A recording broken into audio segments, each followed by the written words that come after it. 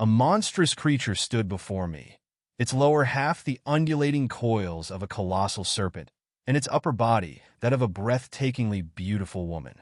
Yet, the essence within this strange form was far more terrifying, a cruel mockery of the divine. It was Kronos, the god of time and harvest, once the ruler of all. Did you truly think I wouldn't find my way back to this world? Kronos sneered, his serpentine tail coiling ominously. No, I replied, my voice steady despite the chaos in my chest. What surprises me is that Gaia herself, would stoop so low as to summon you. Kronos threw his head back and laughed, the sound reverberating like an earthquake. Huh! Desperation must have driven my mother to this madness. What a delicious irony. The air around him warped and twisted, as though reality itself was buckling under the weight of his power. Time seemed to stutter and flow in erratic loops, the divine force of a first-generation titan rippling outward. The landscape distorted.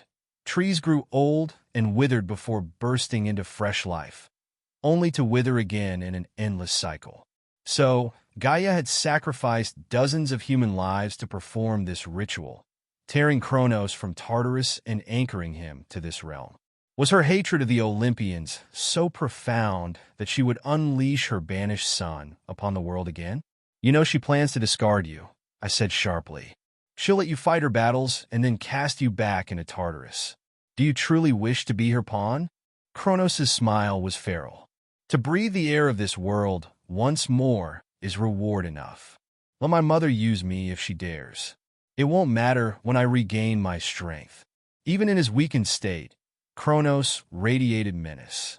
Once, he had ruled the cosmos, and even now, after eons of imprisonment, his presence could bring gods to their knees. Enjoy your freedom while it lasts, I said coldly. It won't be long. Kronos' laughter cut off abruptly. You think you can stop me? I'm already adapting to this body. As his powers surged, the air grew thick with his presence. Even Enceladus, the giant who had been lurking nearby with his monstrous club, grinned as though assured of our defeat. But I smiled. You weren't the only one stalling for time. Kronos' eyes narrowed. What? Before he could react, the heavens themselves intervened. A brilliant beam of light tore through the mountain, striking with divine precision. The shockwave obliterated the surrounding cave, leaving me untouched but scattering our enemies. Sunlight flooded the battlefield as the rubble settled. Above us, wreathed in golden radiance, stood Apollo, his bow still drawn. The god's voice thundered, commanding awe and fear alike. Mortals, avert your eyes. To gaze upon my true form is to invite death. Around me, the trembling mortals shielded their faces, but the gods, titans, and monsters stared unabashedly at the god of the sun, their expressions darkening with defiance. Kronos sneered at Apollo's arrival. So, the sun god deigns to descend. You remind me of Helios. Are you his son? Grandfather, Apollo called, his tone mockingly jovial. It's been too long. Or should I call you grandmother in that form? Enough, I interjected, my gaze fixed on Kronos. We have no time for banter. Apollo knocked another arrow, his golden eyes scanning the battlefield with icy focus.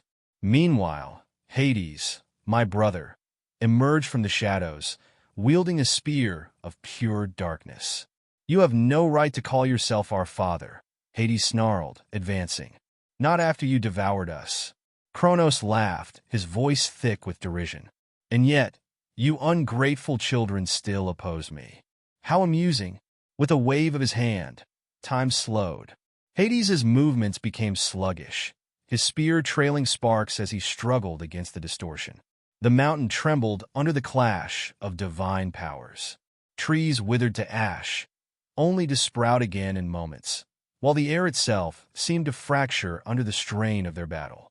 You've grown weak, Hades taunted, a relic from an age long gone. Kronos' fury was palpable. You dare. But as their confrontation raged, Enceladus roared and charged at Apollo, his monstrous form swelling with unnatural might. The Gigani swung his massive fist, shattering stone as Apollo loosed another volley of arrows, each shot piercing the giant's flesh with searing light. "Know your place, beast," Apollo declared, his voice steady as the sun's heat intensified around him. "You stand before a god." Even as Enceladus roared in pain, his wounds began to knit, the gigantes advancing with relentless ferocity. The battle continued, the mountain crumbling under their might, while the mortals below trembled in terror. But I had no time to spare for the chaos around me. Kronos loomed before me, his monstrous form twisted with rage and desperation. His power surged again, the flow of time growing more erratic as his claws lashed out. I caught his wrist mid-swing, my hand enveloped in the inky black power of the underworld. Time snapped back to normal, and Kronos stared at me, his eyes wide with disbelief. "You've been in Tartarus too long, father," I said, my grip tightening. "The world has moved on without you."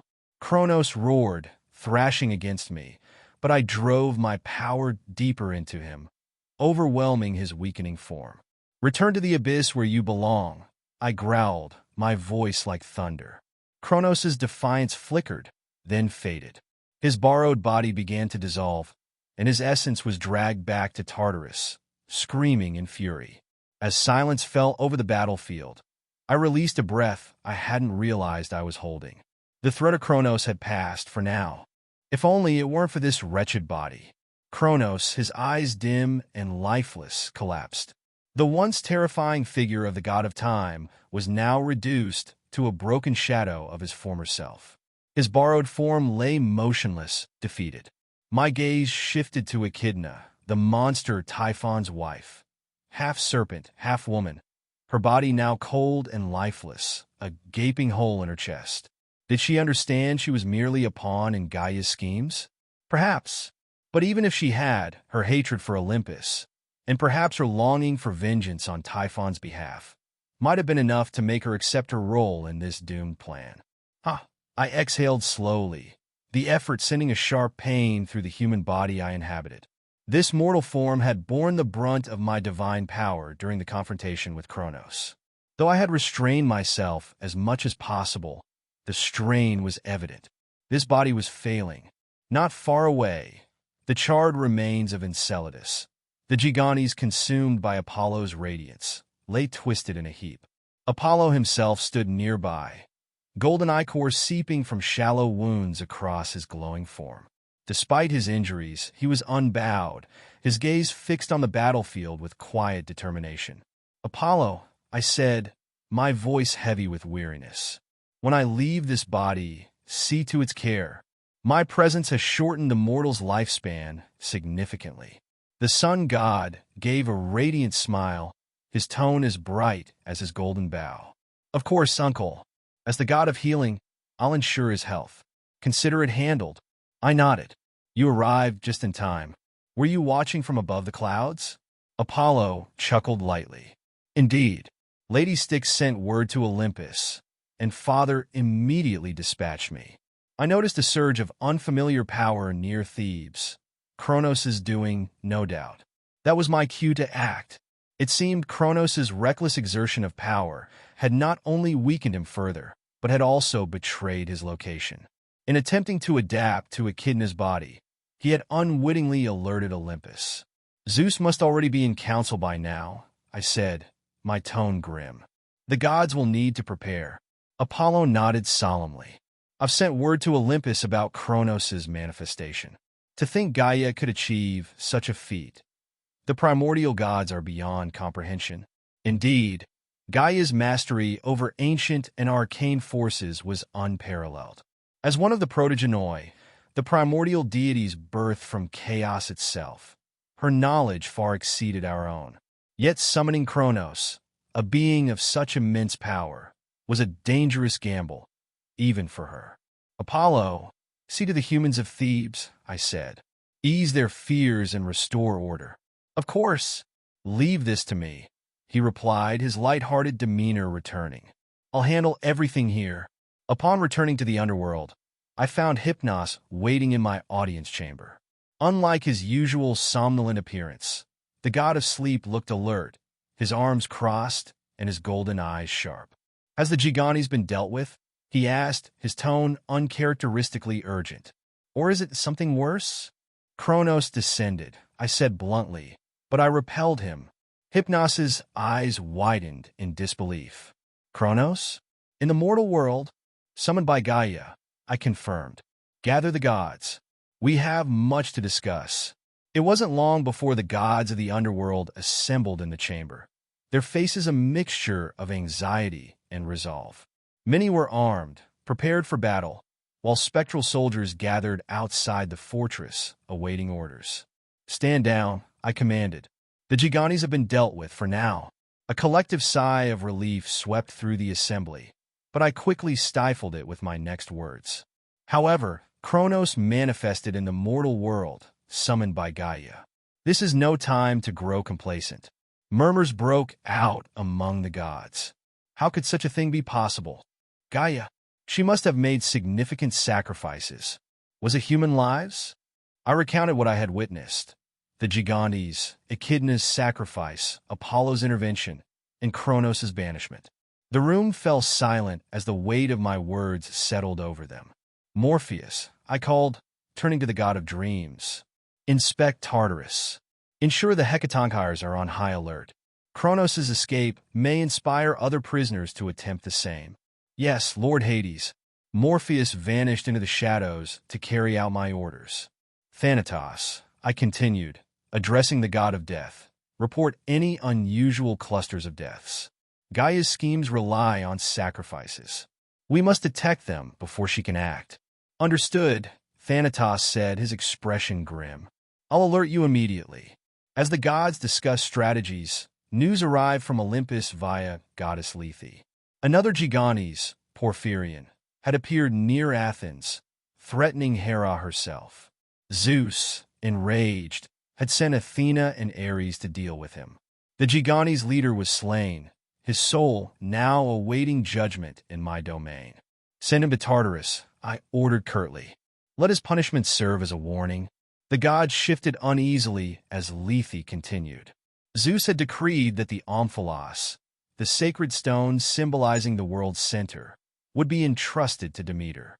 With its power amplifying her domain, Demeter might locate Gaia's stronghold if the Gigantes struck again. "Gaia will surely realize the omphalos has been moved," I warned. "She'll act to prevent its use." The gods murmured their agreement, their resolve strengthening. The next Gigantes attack would be critical, whether aimed at Olympus, the underworld, or the mortal realm. We had to be ready. Meanwhile, at the temple of Hades in Thebes, Pandora, the priestess whose body I had briefly inhabited, recounted her harrowing experience to her peers. Her faith had been proven in a way few mortals could claim. "Lord Hades descended into you," one priest whispered in awe. Pandora nodded solemnly. "In our darkest hour," he said, "do not fear, for I am here." Her story spread quickly. Soon, the name of Hades, Pluto, the merciful lord of the underworld, resounded throughout Thebes. Worship of the god grew, his temple thronging with new followers who sought his protection. "Perhaps," one priest mused, "Hades is not only the god of death, but also a god of mercy. To rule over the dead, he must cherish the living." And so, the temple flourished, its influence spreading like wildfire. Even in death's shadow, there was hope, and the name of Hades shone brighter than ever. Hey, welcome to Firescale Audiobooks. If you enjoy our audiobooks, please consider subscribing to the channel. Also, feel free to share your review in the comments section below. Another dark day in the underworld. I, Hades, pause my work, lost in thought. These days, whenever I sit on my throne and listen to the mortal world, I can sense that something has changed. Merciful Lord Pluto, we give thanks for your grace today as well. Please bless me with wealth. O most bountiful one, my father, who has passed to the underworld. For some reason, prayers addressed to me have increased recently. Not just a small increase, but as if the entire city of Thebes is praying. All I did recently was descend near Thebes and fight on a mountain. Is the growing fear of death making them pray to me? Elsewhere, a wealthy nobleman had built an altar of wood and knelt reverently before it. On the altar were 20 dead cattle, and the nobleman, holding a torch, lit the altar and shouted, "All-powerful Lord Pluto, I offer you 10 bulls and 10 cows." All-powerful? Not even Zeus can do that. And, judging by the looks of your servants behind you, they must have been overworked preparing this offering to me.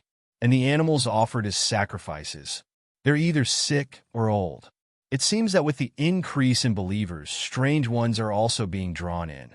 That man will not receive a favorable judgment from the 3 judges of the underworld, the Minos brothers. As I tried to look elsewhere, a messenger ran up to me with news. By now, I was quite familiar with this messenger's face. He was likely a guard from near Minos Tribunal. Lord Hades, someone has appeared at the river Lethe who hasn't lost their memory again. Again? Yes, and they're causing a commotion near the judges, claiming injustice. More and more souls seem to be arriving with deep grudges. But meeting with every one of them is endless work, so I should call for the goddess Lethe. But this one appears to be the grandson of Cadmus, the founder of Thebes. Cadmus' grandson? Bring him to me. I'll see him. Thebes is a place where my faith has spread widely. And it's the birthplace of the great hero Cadmus, who essentially saved the world from Typhon. Cadmus lived a life so glorious that he was allowed to enter Elysium. I'm curious about what happened to his grandson for him to retain his memories.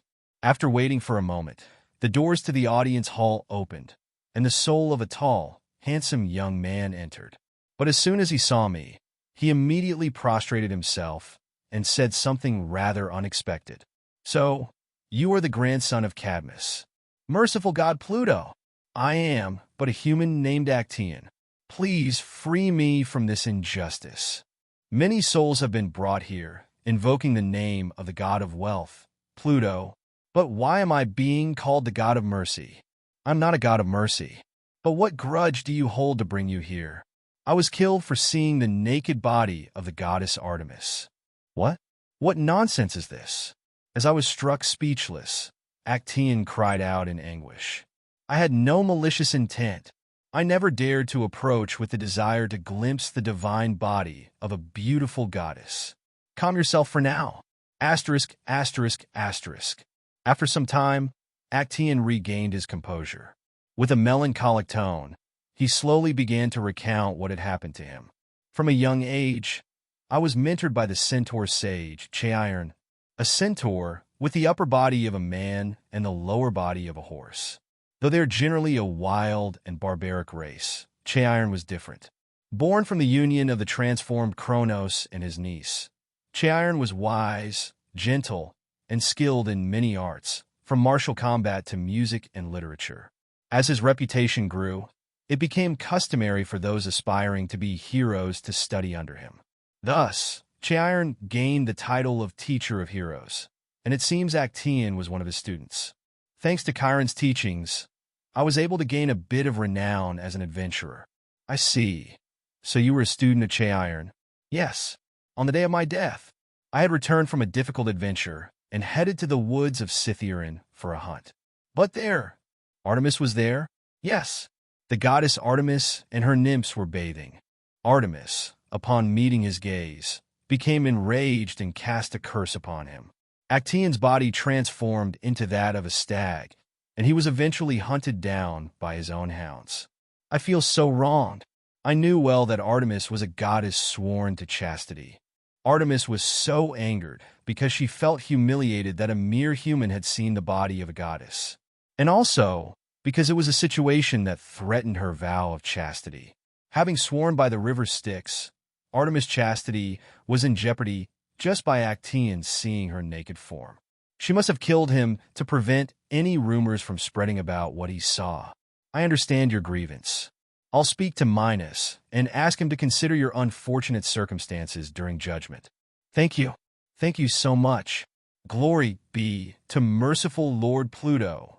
He truly seems to have been unlucky. Could this be the curse that Ares placed upon Cadmus' descendants? Actaeon, bowing his head and sobbing. His situation is so pitiable that I'll at least make his time in the underworld a little more comfortable. Asterisk, asterisk, asterisk. That's what happened. Artemis really shows no mercy, huh? How pitiful! The goddess Styx, who was reclining next to me on the throne, shook her head in disbelief. The goddess Lethe, sitting on the floor and looking up at me, had her eyes slightly downcast. But why are the goddesses here? We need breaks too, you know. We've been working so hard. I'm not Thanatos, you know. The image of a certain god who always seems on the verge of tears comes to mind, but I decided to let it go for now. Though, being this close, it's hard to ignore the soft sensation. Both of them are looking at me with expectant eyes, so I force myself to look away and change the subject. By the way, Actaeon called me the god of mercy. Do you think humans have misunderstood my divine nature? Well, there's a rumor going around Thebes right now. Now that I think about it, Lethe often absent-mindedly watches over the humans of the living world. She sometimes blesses them with forgetfulness and enjoys watching their reactions. So she's sensitive to the rumors spreading among humans. They're saying that the merciful lord of the underworld manifested himself to save his followers in danger. But don't other gods often help their followers too? It's quite common for gods to aid their followers or even turn them into constellations. Humans often call upon the name of the god they believe in during times of peril. Well, death is frightening and terrifying, and inevitable too. Humans don't even like to mention the underworld. Could it be because my actions contradict the image of the underworld god humans usually have? I suppose there still aren't many worshippers who call me Pluto instead of Hades. But the title of the god of mercy suits Prometheus or Hestia more, don't you think? Prometheus, who pitted humans and delivered them fire, and Hestia, who protects hearth and home with warmth and gentleness. It seems more fitting for them to be considered gods of mercy. Lost in thought, I noticed the goddess Styx smiling gently as she leaned against me. And no, goddess Lethe, you too. Hades, your arms are really strong. Then, maybe here too. How many souls arrived in the underworld today? Should I start counting the goddesses Zeus and Poseidon assaulted? 1, 2, 3. I was frozen in place, unable to move, while a seductive whisper reached my ears. The soft touch of Styx's hair brushed against my shoulder. Hades, how about we take a break and go to the mortal world? You've been working so hard lately. I'd like that too. The Gigantes aren't likely to invade anytime soon, so why not relax a bit? But I should stay in the underworld. As I tried to avoid the hopeful gazes of the two goddesses and search for an excuse, my eyes caught the sight of the silver-haired goddess looking up at me, mumbling quietly. I've been having a hard time too. Can't we? Please? Gulp! Her clear blue eyes, her cheeks and ears turning red as if embarrassed. A god's heart may not stop, but at this moment, I was no god. I was just a man. Why, yes. Then let's go out for a while. I had things to do in the mortal world anyway, so going together wouldn't be a problem. The underworld was well-maintained enough that the goddesses could take a break, and most importantly, this would get me out of this awkward situation. It's about time I patrolled near Mount Etna, where Typhon's body is pinned down. Would you like to come with me? Hearing this, the faces of the goddesses lit up with joy. Really? The goddess of O's heard you. So you can't go back on your word. We did it, Styx. Oh no, I've been tricked by the goddesses, as expected of the cunning gods of the underworld. They used their words and, bodies to persuade me. Well, still, I'll go change my clothes. Wait for me just a moment, Hades. Lethe, I'm coming with you. This peaceful moment, it's not so bad. The goddesses Styx and Lethe, who had gone to change their clothes, returned. But their outfits? Lady Styx isn't that chitin, the one blessed by Lady Hecate with the magic of tranquility. That's right. It's the outfit I received as a gift when I visited Olympus last time. Lady Styx appeared in a chiton that was deeply revealing at the chest, a very exposing garment. The beautiful black fabric only enhanced her divine beauty. And me? How do I look? Lady Lethe also approached shyly, dressed in a thin outfit that highlighted her thigh line. Wait, I've never seen her wear anything like that before. I saved this outfit for moments like this, when I go out with Hades. Did I do well? Why, yes. You both look beautiful today. Unlike her usual expressionless face, Her gentle smile made her appear truly stunning. And so, as if under a spell, I stepped out of the fortress with the two goddesses. However, linking arms and getting so close seems a bit too soon, doesn't it? Being squeezed from both sides is rather overwhelming. Yip, whimper, good boy. I gave Cerberus, who was guarding the entrance to the fortress, a quick pat, and we passed through the river of forgetfulness, the river of fire, and the river of sorrow in sequence until we finally arrived at the river Acheron. Sharon, who was piloting the newly born giant ferry, froze upon seeing us. The ferryman, after glancing between me and the goddesses Styx and Lethe, quietly muttered, "So, which one of you is the main wife?" "It's me. Obviously me." There's a lot of pressure in both of my arms now. The sensation is getting softer, so we'll stop this here. Sharon, please refrain from making unnecessary comments. Okay. And so, we somehow made our way to the world above. It had been a while since I'd felt the fresh air and warm sunlight in my true form. Chirp, chirp. The cries of living beings and the vibrant energy of nature were things that couldn't be experienced in the underworld. How are we going to get to Mount Etna? I usually use my chariot. I'm always indebted to my phantom horses. Of course, it's not just humans who come to the underworld upon death. All sorts of animals and monsters do as well. With a wave of my hand, I summoned a translucent chariot and phantom horses from thin air.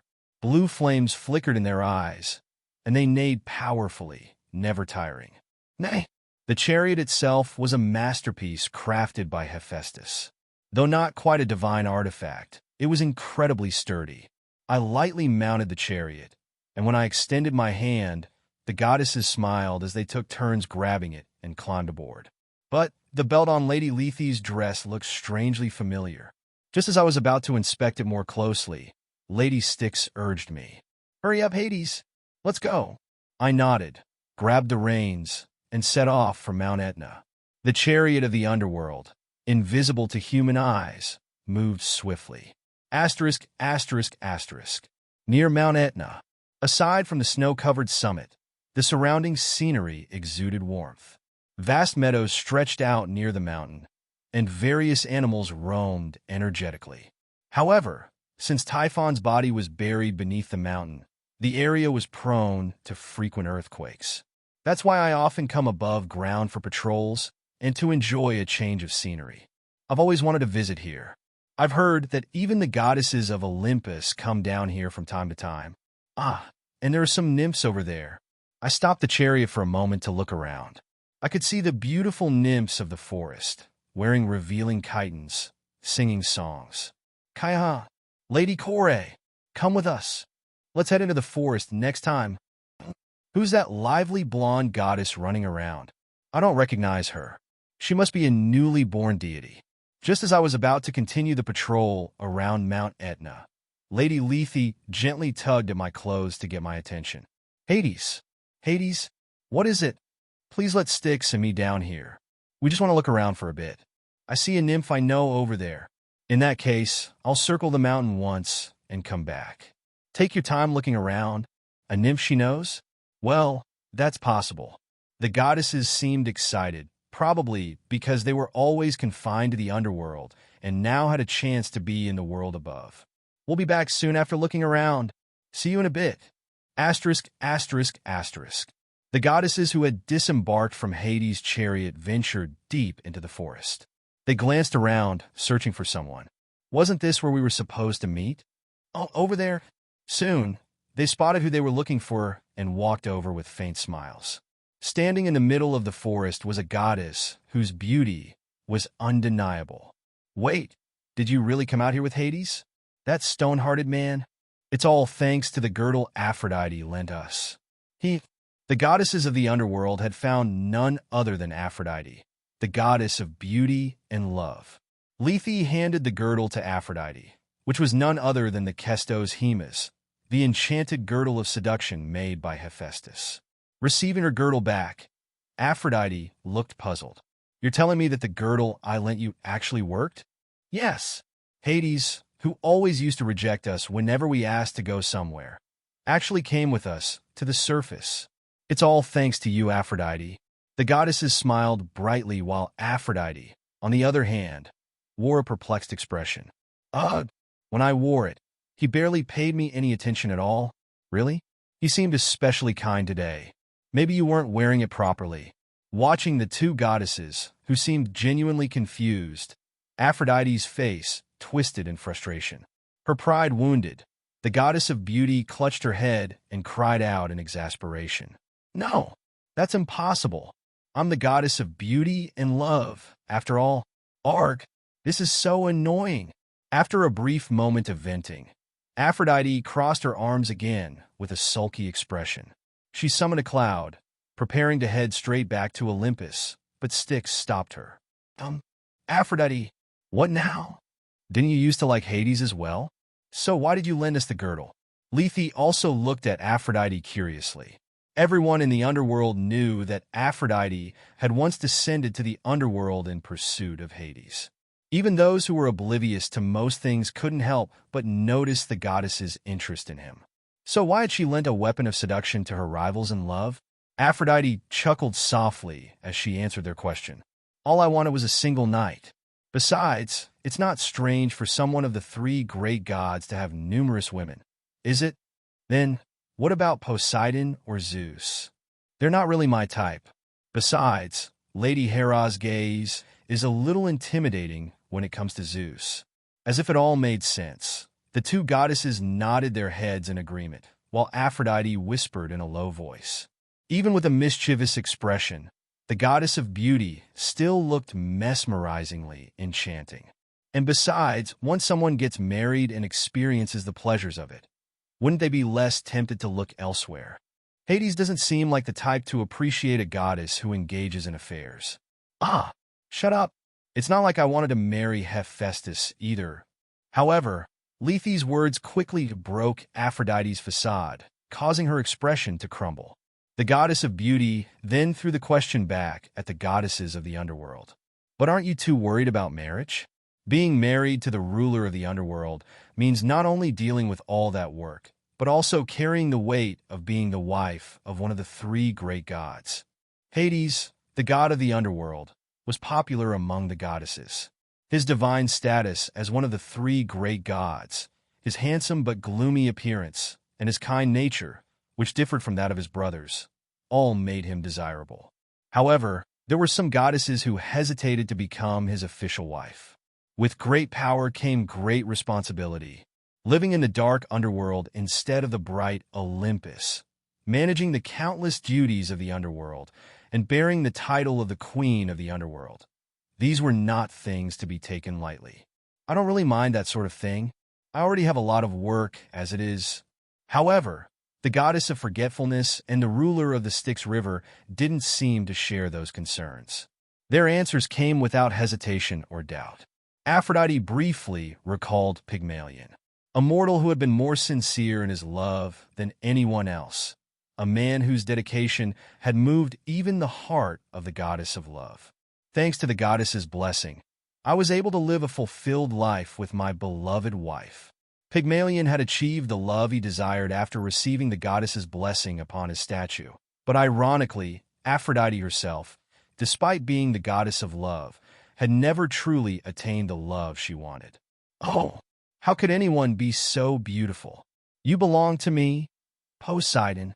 Uncle Poseidon, please yield to me. You are the most beautiful being I've ever seen, my goddess. I have composed a poem to praise your beauty. Enough, enough! If this goes on, there will be a civil war among the gods. I, Zeus, shall choose Aphrodite's husband, a beauty so dazzling that all the gods coveted her. To prevent a conflict in Olympus, the supreme god Zeus forcefully decided her husband. Lame Hephaestus? Why Father, this is too much. What? Zeus, letting Aphrodite choose for herself would. Rumble, crack. There will be no further objections. From now on, Aphrodite's husband shall be Hephaestus. And so, her marriage was arranged against her will. Hephaestus, her husband, did his best to treat her well. He created anything she desired, even gifting her the magical girdle, Kestos Hemus. But no matter what, Aphrodite couldn't bring herself to love him, and thus she began to commit adultery. She even bore a daughter, Harmonia, with Ares, and had affairs with many other gods. The more love was repressed and constrained, the more fiercely it burned. A melancholy smile played on the lips of the goddess of love. She cast her blessing toward the two goddesses who now ventured into love with a determined gaze. Well, that is love after all. Aphrodite, will be cheering for you. So go and do your best. Meanwhile, at that very moment, Hades, what's your name again? Amat, was having a conversation with a nymph, stirred by the nostalgia of old memories. Some time had passed since Styx and Lethe, the two goddesses, disembarked from the chariot. Clop, clop, clop. The ghost horses' legs moved busily as they galloped across the land. The sound of the chariot wheels and hooves echoed around the wide plains outside of Mount Etna. Of course, humans wouldn't know, because both the appearance and sound were hidden. Throw it over here. Even though this was the dangerous mountain where Typhon's body was sealed. Because of the beautiful scenery, there were many nymphs visible just by turning one's head slightly. Nearby, a forest spread out, and a small stream of clear water could be seen. The kind of natural landscape where you'd expect fairies to live. Naturally, my expression softened, and my mind became peaceful.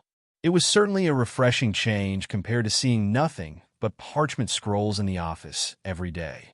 After making the chariot and ghost horses disappear for a moment and suppressing my power further, I approached the mountain. If my presence were to envelop this area, Typhon's body could be stimulated, causing earthquakes. Whoosh! My black divine power slowly swept over the mountain, observing the movements of the beings sealed beneath. Typhon's body is still intact. It's quiet. I was about to return to where I parted ways with the two goddesses when someone called out to me from between the trees. A female nymph who had been glancing at me for a while. Hey, handsome, if you're bored, why don't you come play with me? A nymph with bright, light teal hair approached me, beckoning with her hand. Her aura was refreshing and clear. Perhaps she was one of the water nymphs, a naiad. But it seemed like she already had another suitor before approaching me. Mint, what's so good about a guy like that? Come talk to me instead. No, I said no. Go away. Behind the nymph, a male centaur ran up and roughly grabbed her hand. I had thought they were acquainted since he had been hovering around her for a while, but it seemed it was a one-sided pursuit. Shut up. Just come with me. Kaya, go away. The centaur, seemingly angry, violently pulled the nymph into his arms. Soon, one of those all-too-common crimes in Greece would unfold. Whether it's Zeus, Poseidon, or any of the gods, or just men, it's all too common for them to rape beautiful women. It's no wonder that the raped and murdered women harbored deep grudges and petitioned Minos, the judge. Hey, what are you looking at? This woman is me, Kia. Disgusted by the revolting sight, I overwhelmed him and killed him. The violent centaur, who had just attempted to rape the nymph, collapsed, foaming at the mouth as his heart stopped. The nymph, meeting my eyes, started crying in fear, trembling. Watching her hastily cover herself with her half-removed clothes, I couldn't help but sigh. I have no interest in you, so don't worry. Are you some kind of god? Yes, and you should stay with the other nymphs. There are plenty more like that one. Since even the chief god Zeus is a rapist, it's no different for other races. Especially centaurs, whose lower bodies are beastly. They are even more driven by instinct. Having finished what I came here for, I was about to leave when a familiar scent wafted from her. A very, very old and refreshing scent. Was it around the time Athena was born? After we overthrew Father Kronos and seized control of the world? No, earlier than that, back in my previous life. A truly nostalgic smell. The nymph, who had finished dressing herself, expressed her gratitude to me. Thank you so much. If you see any nymphs around here, tell them you're Mint's savior. Mint, no, could it be? What did you say your name was? My name is Mont. Mont. Mint? Mint, as in mint chocolate? You're a naiad, a water nymph. Do you happen to cultivate fragrant, refreshing plants? How did you know? Asterisk, asterisk, asterisk. This way, my lord. Upon seeing my interest in plants, Mont beckoned me to follow her. I followed her into the forest, where we came upon plants growing beside a stream. This is it. They were just ordinary plants, but when I infused them with my power, they changed like this. Small leaves, a new species I hadn't seen in this world until now. These plants are mint, peppermint. Huh. Ignoring Mont's puzzled expression, I picked a leaf and chewed it. The refreshing coolness spread in my mouth, a fragrance I hadn't experienced in ages. You said your name was Mont. I am Hades, god of the Underworld. Wah, Hades you? Yes, and as a reward for reviving a forgotten memory of mine, I shall grant you one wish. I didn't make the foolish mistake of swearing by the river Styx. I just intended to grant a reasonable wish, something within my power. Of course, the scope of that reasonable range is quite broad. Mint was greatly surprised by my words, and she started to panic, waving her hands in distress. Her face turned bright red, then returned to its normal color, only to flush again. And perhaps, no, it's just, who am I to even think? You can take your time to think about it before answering. Tina, please spend some time with me. Is that really her wish? She finally managed to express her humble and small desire with a face flushed red. Was that too rude of a request? I'm sorry. It's nothing at all. And I'd like to reward you even more. As a spirit and fairy of nature, she wouldn't need any blessings of wealth, nor did she seem to have any grand desires. I had a good idea. Why not grant her an honor that anyone would desire? In addition, I'll make that plant you created, mint, my symbol. Well, what? That's too much. Too much? It's a reward for awakening memories of my past life. But the reward doesn't end here. From now on, mint will always grow in my temples, and I'll ensure that humans know you were the one who created it. Mint will spread across the world in various foods and... Now, Mint could only gape wordlessly, her face burning as red as Hephaestus's flames, hidden behind her hands. I intended to grant her next wish, a brief stroll together, but I felt the presence of approaching goddesses nearby. Goddess Lethe and Goddess Styx? Oh, Hades, you were here? We've been looking for you. But who is that over there? The goddesses who were approaching began glancing between Mint's flushed face and me. Their expressions hardened, and divine power began to emanate ominously. Feeling the goddess's power, Mint looked between me and them. And then, to this power, why you are goddesses? I am so sorry. As if realizing something, she turned and fled. Hey, what am I supposed to do if you leave like that? Should I have stopped her and asked her to help explain things? The gazes of the two goddesses, who were slowly advancing toward me, pained my heart. So, Hades is a man after all? You came to spend time with us. Yet you're with another woman. More and more are gathering. I assure you, it's absolutely not what you're thinking. Asterisk, asterisk, asterisk. A few days later, at the greatly prosperous temple of Hades in Thebes, the high priest, who had been praying with his eyes closed, suddenly sprang to his feet.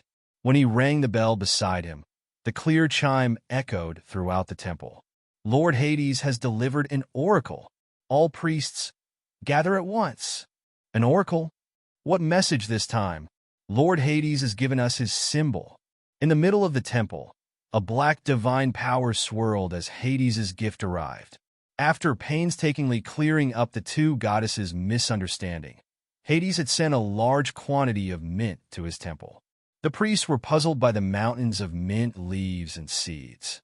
This is a plant I've never seen before. It has a very strong fragrance.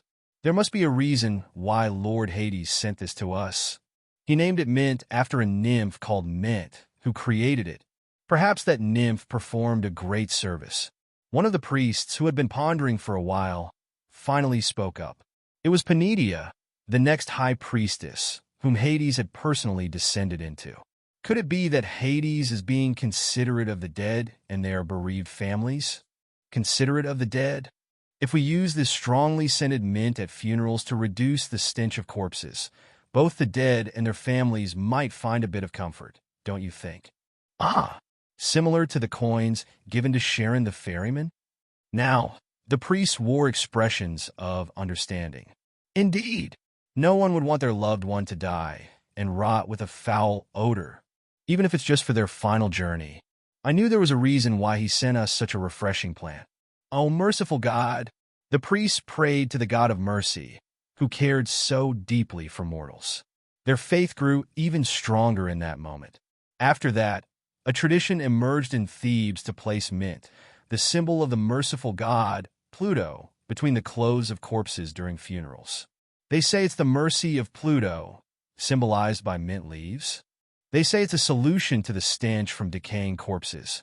The god of the underworld is truly merciful.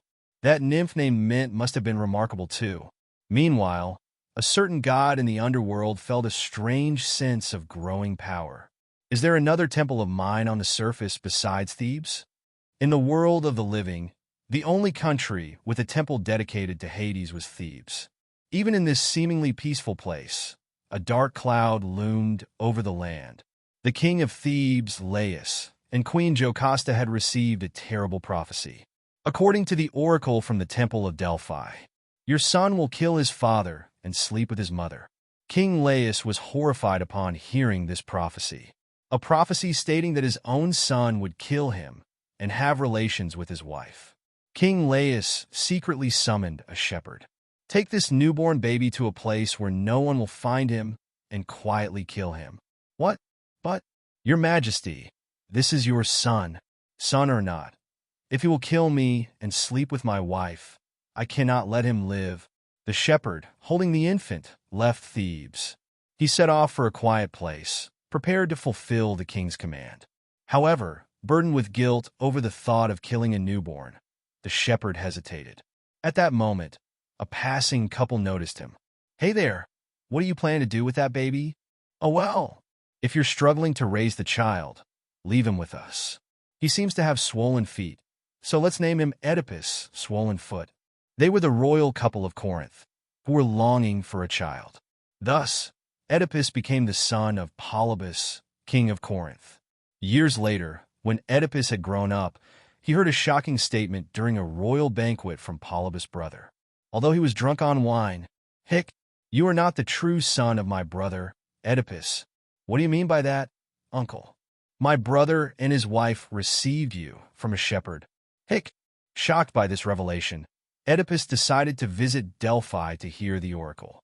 If it was a prophecy from Apollo, the god of oracles, he could find out about his origins.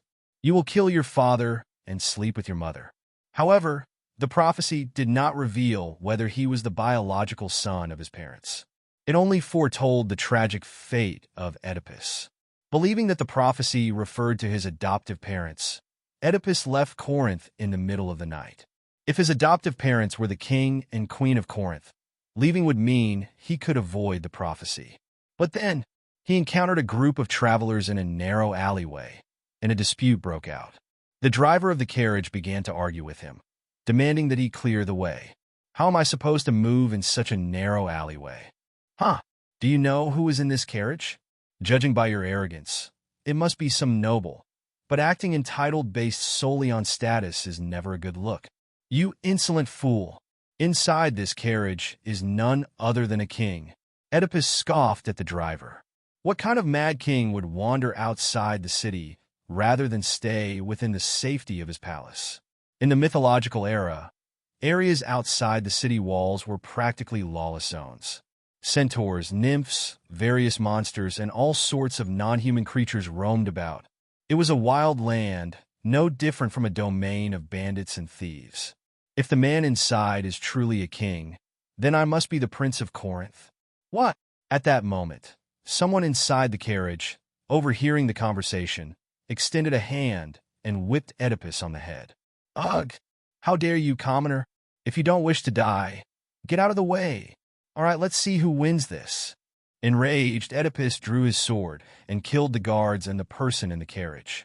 Only the driver barely managed to escape with his life. However, the person in the carriage was none other than King Laius, who was on his way to seek an oracle regarding the Sphinx terrorizing Thebes. Thus, Oedipus had unknowingly killed his own father, just as the prophecy foretold. Asterisk, asterisk, asterisk. As Oedipus continued his journey, he eventually reached Thebes and heard a story. They say the Sphinx is still blocking the road and causing havoc. Ah, that monster that devours anyone who can't solve its 4 riddles? Queen Jocasta has declared that she will marry the one who defeats the Sphinx. If I solve the Sphinx's riddles, does that mean I can become the king of Thebes? Dozens have already ended up in Pluto's embrace. Oedipus, intrigued, asked for directions and made his way to the place where the Sphinx was.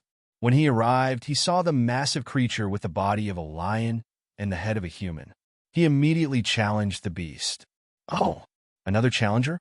If you cannot answer my 4 riddles, I shall devour you. Just give me the riddles, monster. There are 2 sisters who give birth to each other. What are they? Day and night. What grows in the morning, shrinks at noon, and starts growing again in the afternoon before disappearing at night? A shadow. What creature walks on 4 legs in the morning, 2 legs at noon, and 3 legs in the evening? A human. Oedipus quickly solved all 3 riddles. The massive beast, a fusion of lion and human, the Sphinx, snarled and bared its teeth. However, you won't be able to solve this last riddle. What god do all mortals fear the most, yet also wish to receive blessings from? Oedipus pondered for a moment. There were so many gods whose fear and grace coexisted. Zeus's thunderbolt was terrifying, yet everyone wished for the blessings of the sky. Hera, the goddess who protected marriage and family, also unleashed fury upon infidelity. Artemis, the goddess of hunting, was also linked to plagues. Many gods embodied these dual aspects. But this monster appeared near Thebes, and the god widely worshipped in Thebes was Dionysus, the god of wine and madness. The god of the underworld and mercy, Pluto. GRRR? The answer to the final question was the ruler of the underworld, whom everyone feared, but who also showed a merciful side to the living, Pluto. You could tell just by looking at the symbol of Pluto, the mint plants that grew throughout Thebes. Growling, to think that I would be defeated by a mere human. Unable to bear the humiliation, the Sphinx leapt off a cliff and killed himself. Thus, Oedipus married his own mother, Queen Jocasta, and became the king of Thebes. The prophecy was fulfilled to perfection. Asterisk, asterisk, asterisk. As king of Thebes, Oedipus ruled wisely and led the city to prosperity. Thanks to the necklace of Harmonia, a treasure passed down through the Theban royal family, Jocasta maintained a youthful appearance, and together they bore children. However, one day, a plague began to spread in Thebes.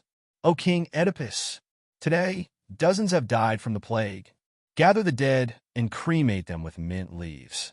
Separate the sick from the rest of the populace. The plague's power is relentless. Perhaps you should seek an oracle from Delphi. Sigh.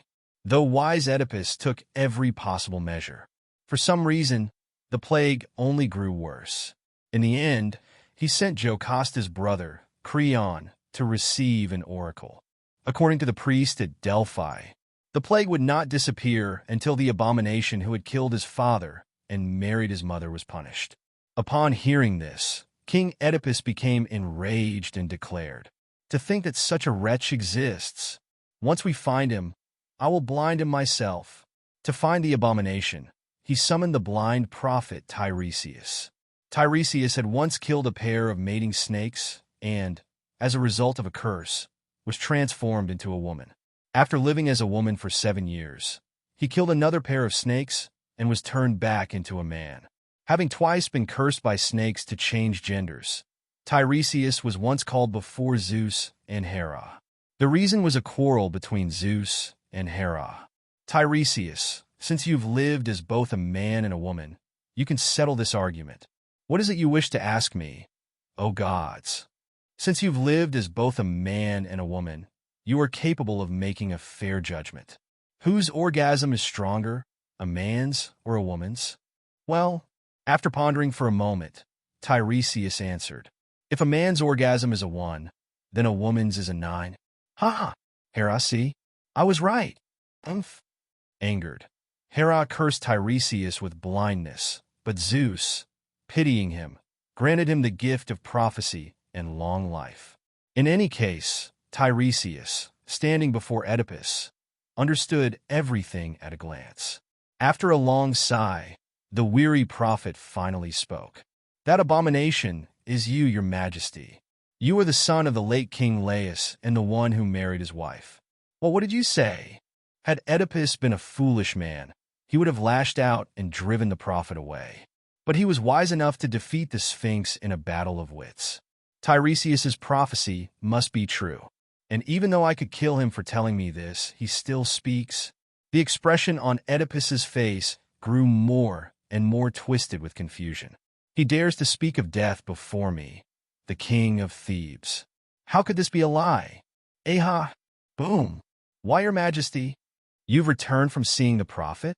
No, his majesty.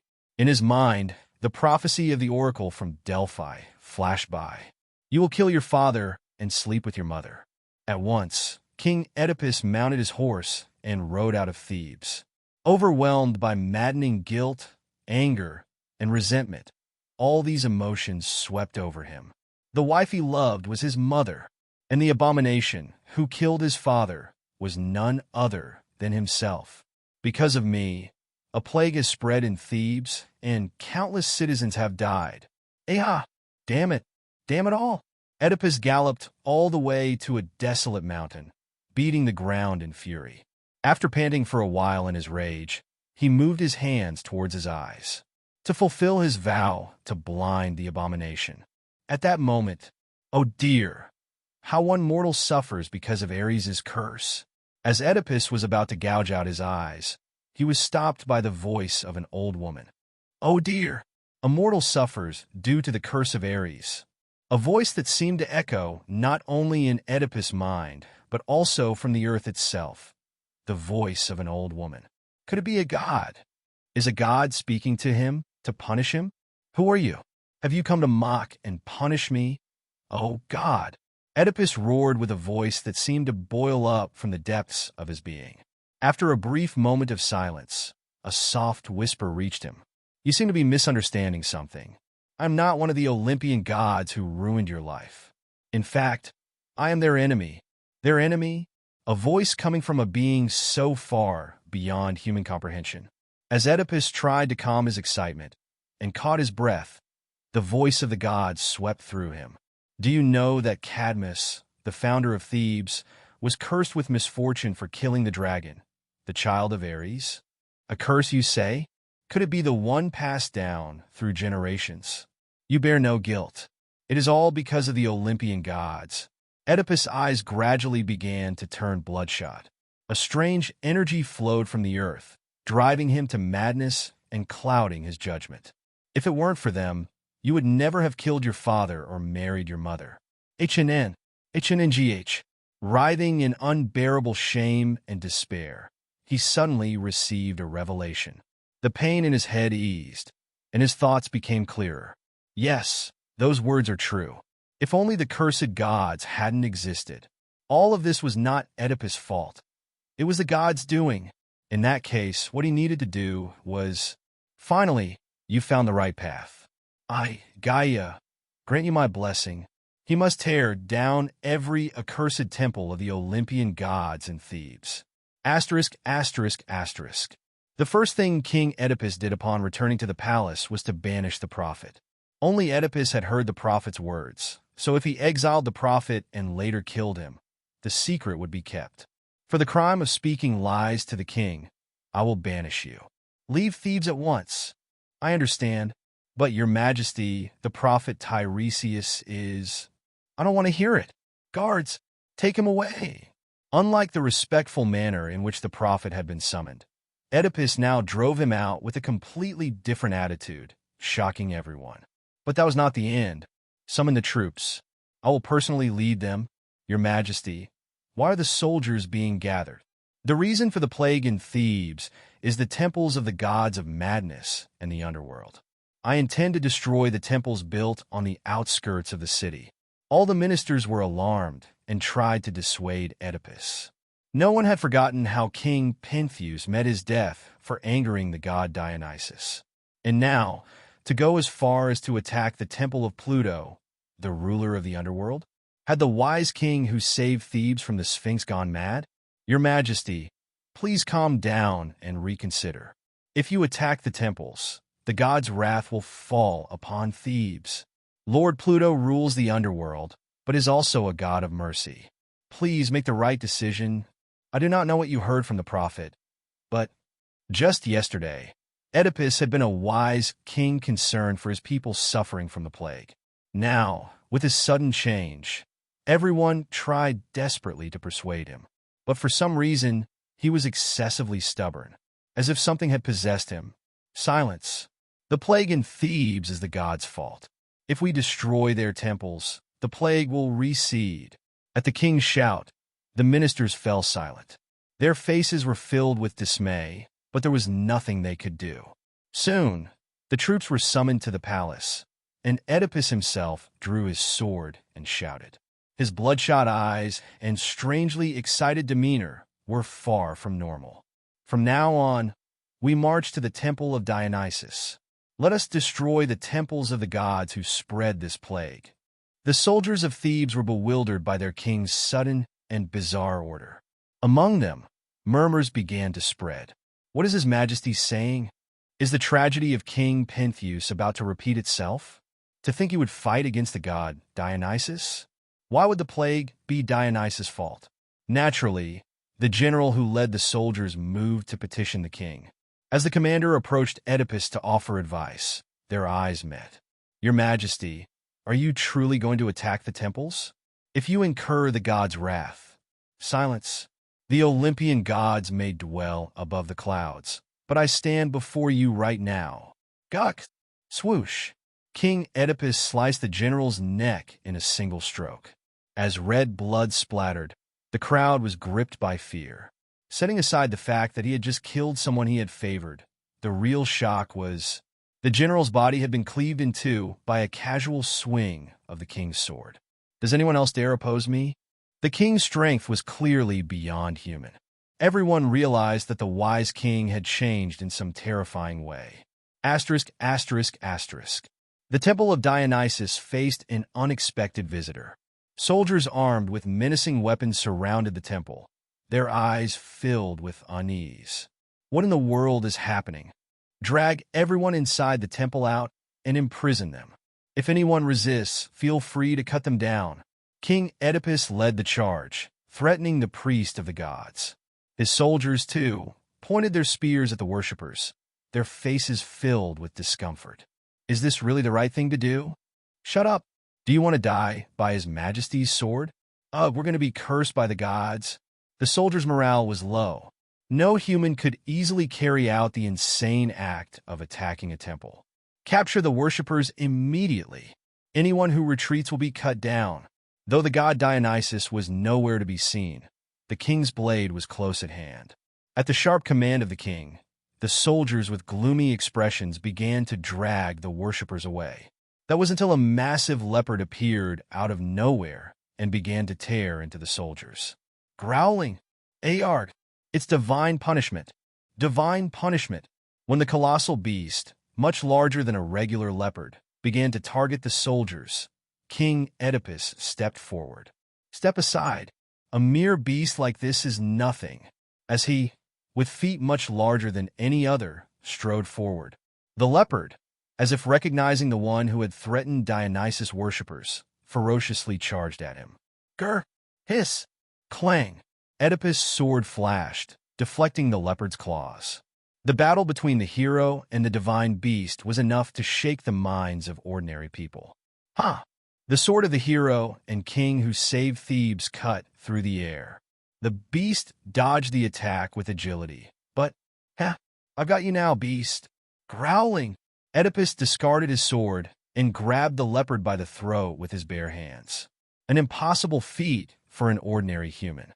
But the power granted to him by Gaia had elevated his body to that of a hero. And so, he managed to choke the divine beast to death. Thud! Are you mad? His Majesty defeated the divine beast with his bare hands? Did you all see that? A mere beast of Dionysus is nothing. Set fire to the temple. Oedipus roared, veins bulging from his muscular arms. All the soldiers, filled with fear, set the temple ablaze. Is this really the right thing to do? I told you to be quiet. Do you want to die at the hands of His Majesty right now?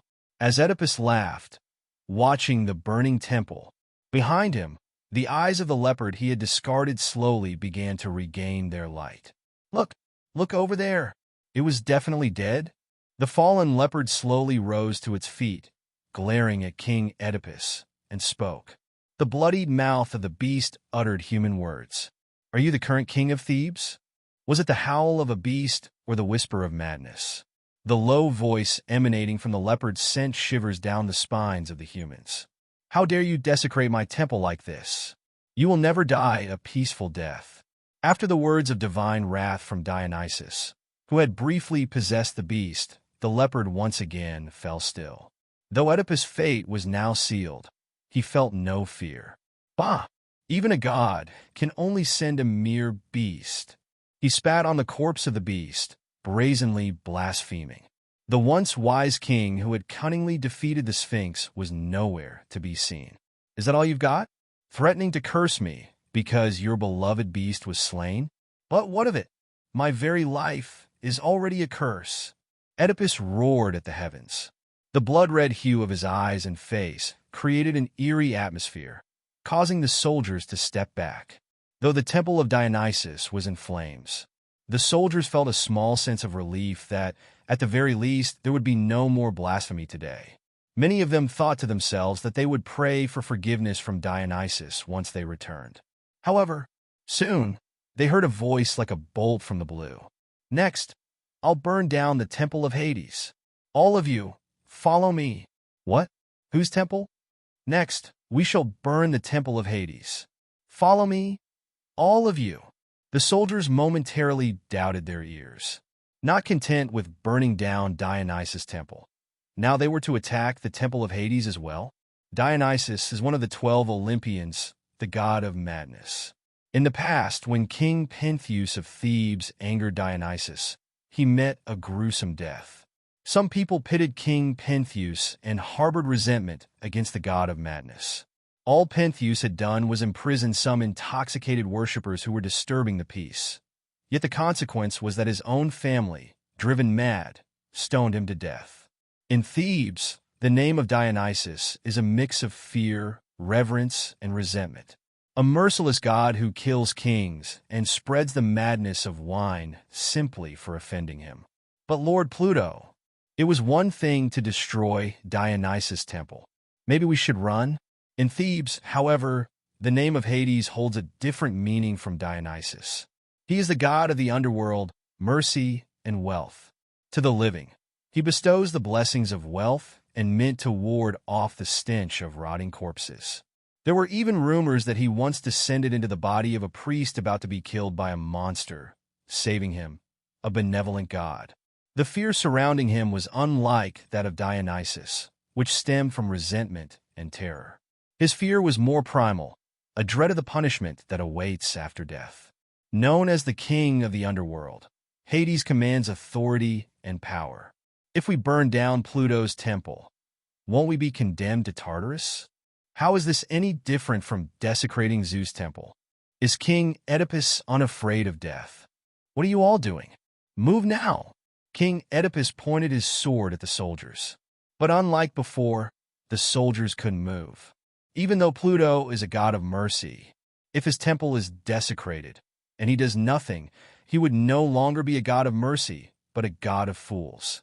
Terrible punishments that he might inflict flooded the minds of all present. Your Majesty, please rescind your order. Attacking his temple is like stirring a hornet's nest. There are statues of other gods in Pluto's temple as well. In fact, Pluto's temple contains statues of other deities besides him. The god of death, Thanatos, the goddess of oblivion, Lethe, and even the terrifying Furies, goddesses of vengeance whose names people feared to speak. The soldiers begged King Oedipus to withdraw his command. But all that came in return was the crazed king's wrath. Even if Hades himself descends, my sword will send him fleeing back to the underworld. Move now. If you refuse, I will cut you all down. Asterisk, asterisk, asterisk. If you refuse, I will cut you all down. The now mad King Oedipus sought to move his soldiers through sheer force. Having slain his general and killed the sacred beast with his bare hands, he believed that if he used his power to intimidate them, they would follow. However, if we desecrate Pluto's temple, aren't we as good as dead? No, we might suffer eternal torment even after death. Damn it, if it's come to this, we might as well. Though the sword before them was terrifying, it could not compare to the fear of the god of the underworld. Eternal suffering in the afterlife is a punishment far worse than death. Discontent, resentment, and even murderous intent began to brew in the soldiers' eyes as they gazed at Oedipus. Though he may have transcended into the realm of heroes, wouldn't they stand a chance if they all attacked him at once? Sensing the rebellious stares, Oedipus turned around with a twisted grin. Oh, you dare to disobey the king's orders? Better to die by your hand than incur Pluto's wrath. We cannot follow your command. Cease this blasphemy now. Are you out of your mind, desecrating a temple of mercy? Spears pointed at Oedipus as the soldiers defied his command. But the hero, who had been blessed with Gaia's strength, merely laughed at them. Ha! Ha! Very well, you shall all die. Let's kill this mad king and offer him to Dionysus as a plea for mercy. Quickly, inform the priests at Pluto's temple. We will not suffer eternal torment because of you. Word of the burning of Dionysus' temple had spread, drawing the citizens to the scene. And with it came the rumor that the wise king had gone mad and was now planning to burn down Pluto's temple as well. How could he? After all the blessings the god of mercy has bestowed upon the living. Exactly. Look at his eyes. It's as if he's been possessed by Dionysus whispers. Has the king gone mad with wine? Attacking the god's temples like this is lunacy. Soon, the area in front of Dionysus' temple was filled with the cries of countless soldiers and citizens. In the midst of this chaos, King Oedipus swung his sword wildly, committing acts of slaughter. Ha! Die! Die, all of you! Slice! Slick! Orak! The power is overwhelming. No matter how many soldiers there were, they were helpless. Who could possibly stand against the power of a hero who had transcended humanity? Blood spattered everywhere, and red flowers bloomed across the earth. Amidst the blood and madness, the king's grotesque smile was no longer that of the hero who had saved Thebes. Meanwhile, the news of Oedipus's massacre in Thebes had reached the temple of Hades. A soldier who had long been a devotee of Hades rushed in to report everything. Everyone must flee. The temple of Dionysus has already been burned down. Soldier, we appreciate your concern, but as priests, we cannot abandon the temple. How could the wise king go mad and burn temples, massacring people? How could this happen? Just yesterday, he was a benevolent king caring for his people suffering from the plague. The priests of Hades were flustered by the sudden turn of events. But before they could fully grasp the situation, another soldier hurriedly arrived. Flee now! The mad king is killing everyone in his path and is heading straight for us. Oh dear! Hades, have mercy! The god of mercy is surely watching over this place. The priests, biting their lips, began to pray one by one. But before long, the sound of screams drew nearer, and a terrifying figure appeared. The murderer, drenched in blood from head to toe, was Oedipus. Having killed numerous soldiers and citizens in his path, he now stood panting before them. Ha! Olympus, gods die! As the fallen hero slowly approached, terror swept through everyone in the temple.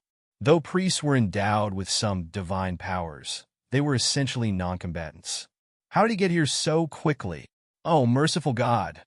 Please help us! Asterisk, asterisk, asterisk. At that moment, in the underworld, I, the ruler of the underworld and one of the three great gods, was handling my duties in my office. What good is a high position among the gods when there's a mountain of work to do? Even Charon, one of the primordial gods and a child of Nyx, the goddess of night, still works as a ferryman. Yes. And right now, the same goes for Thanatos, the god of death, who is hurriedly entering through the door. Hades, didn't you ask me to report when humans start dying in strange ways? Yes, I certainly did. Has a gigante attacked human lands? So they've finally begun to move. Where did the attack happen? Athens? Delphi? There's a mad human rampaging in Thebes, slaughtering people. The death toll has already exceeded dozens. A human? Causing that much chaos in a city. I was taken aback by the news that it wasn't a gigante attack, but a human causing the mayhem. Just then, the goddess Lethe, with her long silver hair flowing, rushed in frantically. Hades, the king of Thebes, is killing everyone, and my powers aren't affecting him. Your power of oblivion isn't working. I hadn't descended to the mortal world, nor had I moved in my true form. Just a casual use of my power. But even that should have been enough to erase the memories of most humans. He must be under some divine blessing or curse. Or perhaps he's of a special bloodline. He's gone mad with rage. Could it be the power of Dionysus? I doubt it. Let me take a look at the mortal world. No matter how much of a god of madness Dionysus was, he wouldn't incite the massacre of countless humans. Especially in Thebes, where both my temple and his worshippers are abundant. I briefly transferred my consciousness to the mortal realm. Borrowing the eyes and ears of my worshippers, I could observe the mortal world without the need for a fervent prayer. A madman was swinging his sword wildly, massacring people. Oh, merciful God, please help us. King Oedipus has gone mad. Please, I beg of you, Lord Pluto. The streets are filled with corpses and blood. My trembling worshippers prayed desperately to me. Some of them even believed that this was a punishment sent by the gods of Olympus. And that madman, he died. His eyes were bloodshot red. His expression was clearly deranged, and he laughed maniacally. Lastly, I could sense the power of the earth goddess, Gaia, emanating from his entire body. Gaia had cursed this human, driving him mad. She must have chosen Thebes as the site for this calamity, because of the presence of both my temple and that of Dionysus. No ordinary humans will be able to stop him. Thanatos, I will bring that human to the underworld myself. Please summon the goddess Mnemosyne. You'll go personally? The ruler of the underworld doesn't need to intervene. After all, you have worshippers praying to you. I know you're planning to take a break in the mortal world once you get out, just like with Sisyphus. Well, I stopped Thanatos from making his escape to the mortal world again and closed my eyes. The best body to descend into would be that of the female priestess who had once accepted me. My priestess, Panedea. Ah, yes, your servant Panedea receives your command. As before, I will need to borrow your body for a while. It is an honor. Lord Hades, a poor soul ensnared by Gaia's curse. A swift death would be the most merciful thing I could grant him. A familiar sensation, shifting sight. The black energy seeping from all directions is proof that I have possessed a human body. What the? No way. Lord Hades? The priests around me hastily bow their heads. As I make my way through the crowd in the temple, what I see is the maddened king of Thebes. King Oedipus, who clearly has the power of Gaia. He was the hero praised as a wise and strategic ruler who defeated the Sphinx. But now, he charges at me, unable to recognize me on the day I descended into a human body. No, rather than not recognizing me. It feels as if he has surrendered his mind to madness. Hiya! Boom! I lightly extend my hand and unleash divine power at him as he charges. Even though he has become a hero of unmatched strength among humans, he is no match for a god who has possessed a human body. Thud! Oedipus, struck by a wave of divine power, rolls on the ground, staggering as he rises. It was only a brief moment, but a flash of confusion passed through his eyes.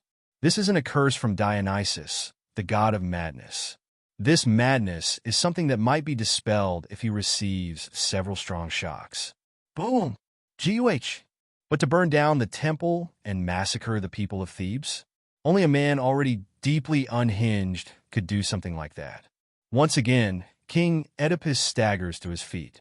Are you regaining some clarity? Ugh, Hades, God.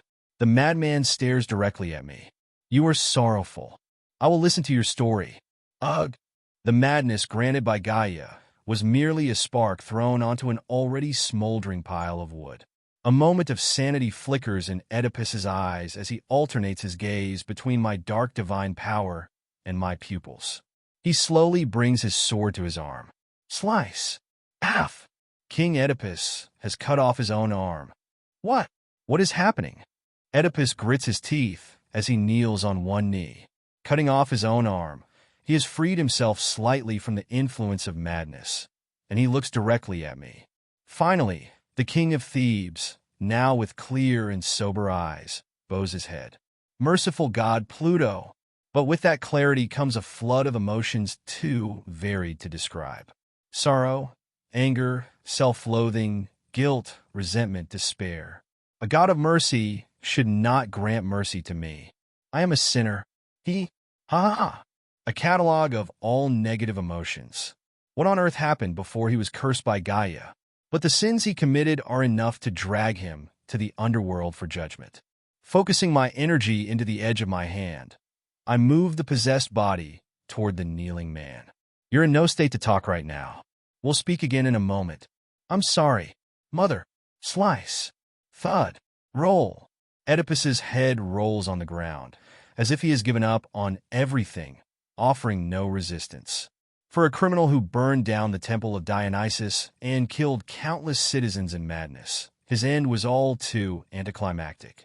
I glanced at the head, rolling on the floor for a moment before turning my back to observe the humans. The citizens of Thebes, unable to meet my gaze, are filled with fear of divine punishment. Lord Pluto, grant us mercy.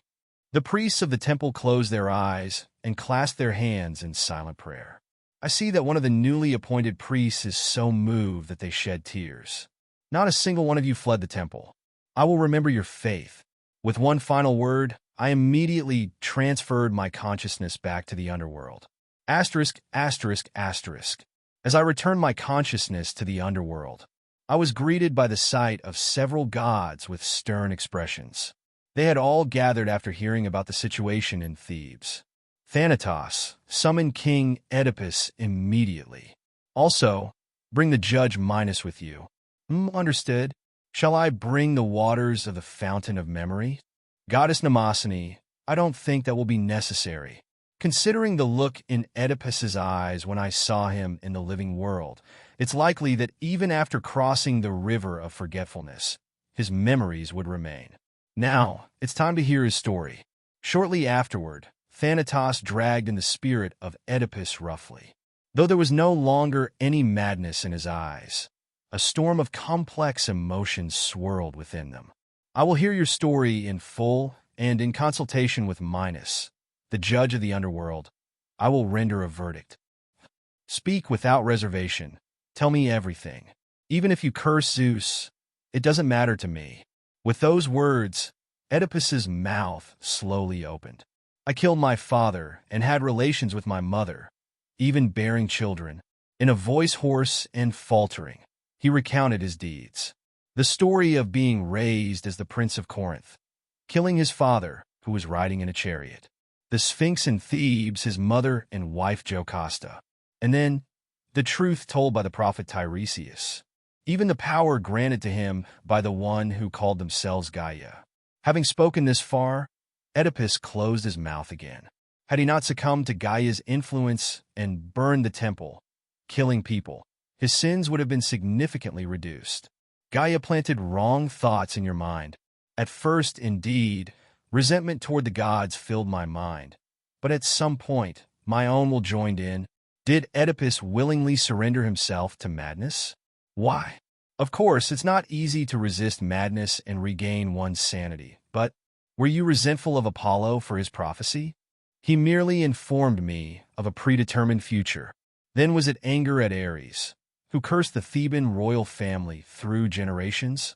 If someone had killed my children, I might have cast such a curse myself. Then do you believe Gaia, who led you to corruption, is to blame?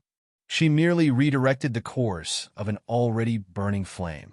He says this, but it's not as if he holds no resentment toward the gods. When he was consumed by madness, he destroyed a temple, letting his hatred for Olympus explode. But the other desire he harbors is so great that it leaves him no room to resent the gods. It's time to see if my guess is correct. So then, what is it that you desire? I wish to be punished as a heinous criminal who killed his father, had relations with his mother, destroyed a temple, and massacred the citizens of Thebes. Perhaps he truly seeks divine punishment. Despite the terrible sin of killing his father and slept with his mother, the three goddesses of vengeance did not torment him. Perhaps this was because his actions lacked malice. But did this only make Oedipus feel even more wretched? You don't blame the curse from Gaia for making you kill people? I'm sorry.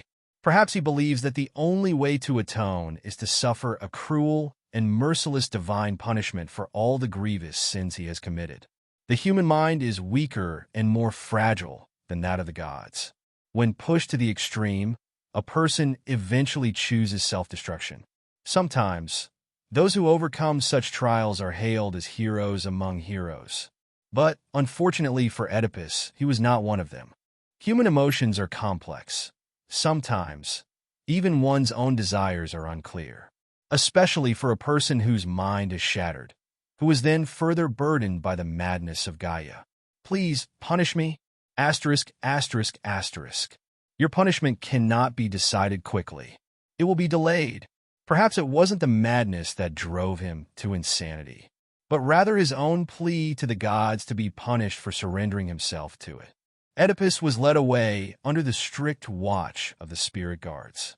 I dismissed all the other gods for a moment and called upon Minos, the fair judge of the underworld. Though his two brothers were too busy judging other souls to come, Minos alone was enough for counsel. Minos, do you have any thoughts? The severity of his crimes depends largely on the extent to which Gaia's curse influenced his mind. And beyond that, we should consider the blasphemy, the tragic prophecy, his contributions to Thebes, and the wrongs he committed against the people. Minos's words were correct. The key issue is the balance between Oedipus's own intentions and the madness of the curse when he slaughtered the citizens and burned the temple. We must deliver as fair a judgment as possible. Gaia must have tempted him by blaming everything on us gods. However, according to Oedipus's words after arriving in the underworld, he also admitted that he himself succumbed to the madness midway and began to act even more violently. Even without the whispers of Dionysus, a thread of his must have remained intact within the madness. That must be why he mentioned that his own will was also involved. If not for Gaia's curse, it would have ended with him gouging out his eyes. He swore that he would blind himself if he found the monstrous sinner. The curse of Gaia drove the already broken Oedipus to make the wrong decisions.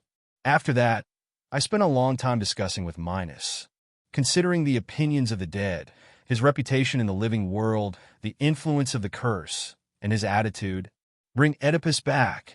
It was time to render the verdict. Asterisk, asterisk, asterisk. Once again, Oedipus was dragged before me. I slowly began to speak to the silent king of Thebes. Your crimes are that you committed incest with your mother, killed your father, succumbed to madness, and burned the temple of Dionysus in Thebes, and killed innocent citizens. Perhaps Oedipus is the most tragic figure in the history of Thebes. Judging by your crimes alone, it would be just to send you to Tartarus for endless labor, but most of the crimes he committed were not entirely his fault. Even the burning of the temple and the slaughter of Theban citizens were tragic acts committed after he had lost his sanity. I will take into account the fact that you fell into Gaia's madness, the prophecy that foretold your tragic fate, and the fact that you were revered as a wise king of Thebes before you realized the truth. He was manipulated by the gods from beginning to end. The curse of Ares brought misfortune to the royal family of Thebes. He was abandoned by his father because of the tragic prophecy and ended up committing incest with his mother. After realizing the truth, he was further exploited by Gaia and fell deeper into despair. I sentence you to 200 years of labor in the outer reaches of the underworld, building stones, with the blessing of forgetfulness, so that you will have no memory of the living world. A light punishment for a man who massacred dozens, burned a temple, and even killed a divine creature. But I judge this to be appropriate. You will not be able to reincarnate, and after your labor sentence, you will serve as a guard of the fortress for eternity. Is the blessing of forgetfulness an act of mercy towards me? Consider it a small compensation for someone who has suffered under the will of the gods from the moment of birth until the end. I turned away from Oedipus, who was at a loss for words, and looked at the goddess Lethe. Lady Lethe, please. The verdict was given. Asterisk, asterisk, asterisk. After Oedipus received the blessing of forgetfulness and was led to the labor camp, I found myself lost in thought for a moment. Hades, the Olympian god Dionysus, has requested that Oedipus be punished more severely. Hades? When I slowly lifted my head, I saw a silver-haired goddess with a sorrowful expression. I'm not sure if the judgment I made was correct. Hades, you did your best. You gave a fitting punishment and mercy to a man who was tossed by fate. Well, I'm not sure. Did I truly make the right judgment regarding Oedipus? Was the punishment and mercy appropriate? Or was there some unfairness in it? We gods, we are not omniscient, as humans wish to believe. Yes, that's true. Even Zeus doesn't know everything, and even the three great gods are eventually swayed by their emotions. Yes, of course, Athena isn't always wise, and even Hephaestus sometimes swings his hammer incorrectly. Gods are not omniscient. Even Athena can sometimes forget her wisdom in a moment of emotion. And even Hephaestus occasionally creates failed works. But as the god of the underworld, I must ensure that such things do not happen. When humans die, they come to the underworld. The victim and the perpetrator meet in the underworld. The murderer and the innocent victim also come to the underworld. Those who committed crimes under coercion, those killed by the gods, all come to the underworld. Those who committed sacrilege, those who were deceived into wrongdoing, and those who unjustly suffered and resent the gods, all come to the underworld. The underworld is the final destination of all mortals, where they are judged for the karma of their lives. That's why I must deliver as fair and impartial a judgment as possible. That is the duty of the god of the underworld, who wields great power. But why shouldn't it happen? You're not the primordial god Chaos, Hades, so isn't it natural? But I sometimes make mistakes when I bestow the blessing of forgetfulness on humans. So what if something goes a little wrong? My duty is to judge mortals. You're already doing well enough. Even Minos was satisfied with the verdict and returned. Minos, who is known for his fairness, is not one to be silenced by my authority if he had disagreed with the judgment. I'm well aware of that fact. But still, I wish I could have given a more righteous judgment. Tightly. That's enough. Stop talking. Just forget everything for a moment and find peace. The goddess Lethe suddenly hugged me and activated her power of forgetfulness. Her warm affection enveloped me. I didn't resist. Not long ago, after the aftermath of King Oedipus' rampage in Thebes had been dealt with, I was bestowing powers upon my newly ordained priests.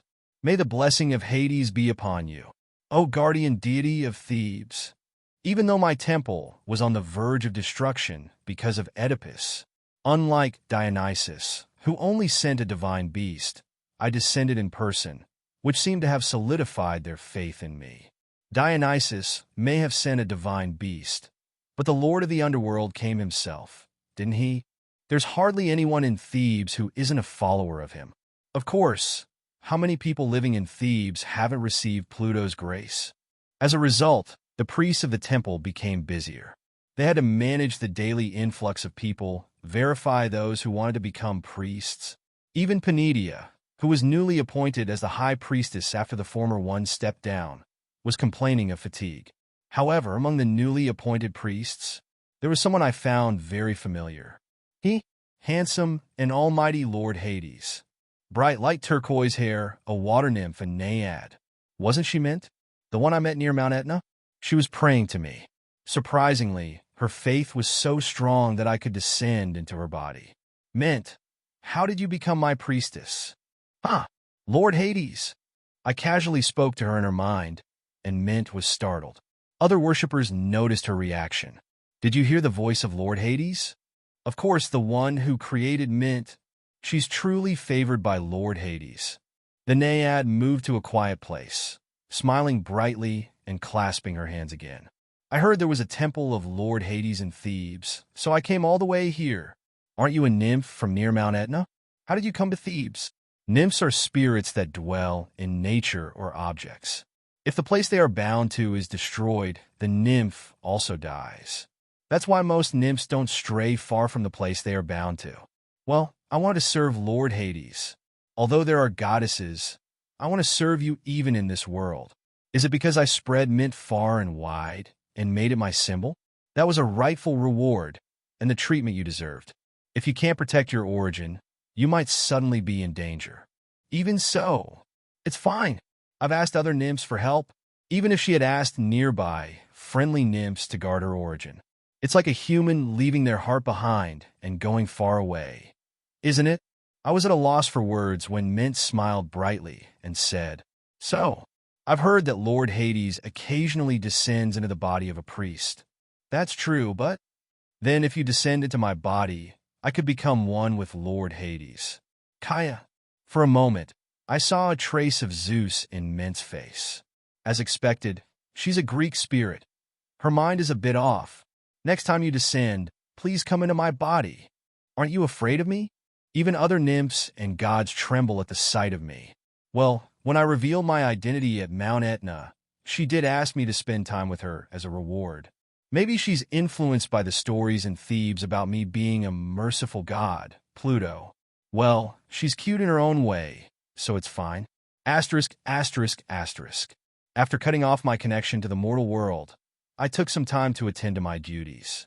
The story of how Gaia corrupted Oedipus, the hero of Thebes, had already been reported to Olympus.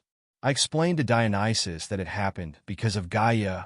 I had finished patrolling Tartarus and Mount Etna recently.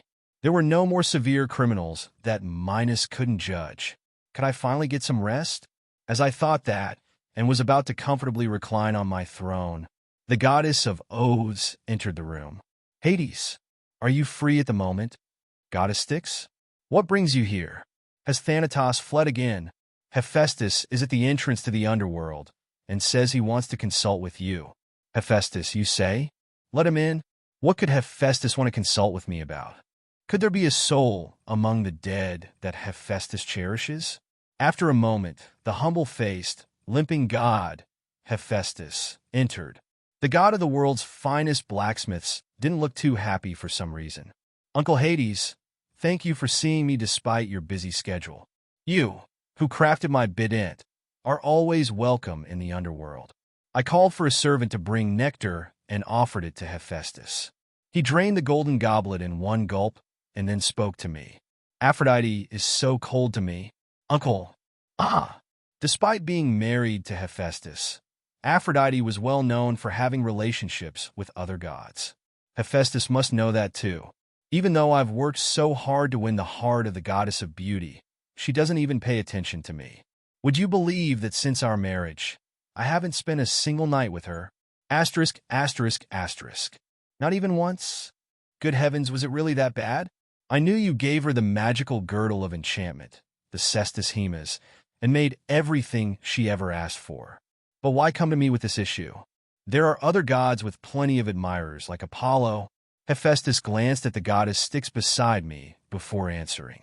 Well, uncle, even though you're always busy day and night, aren't you very popular with the goddesses?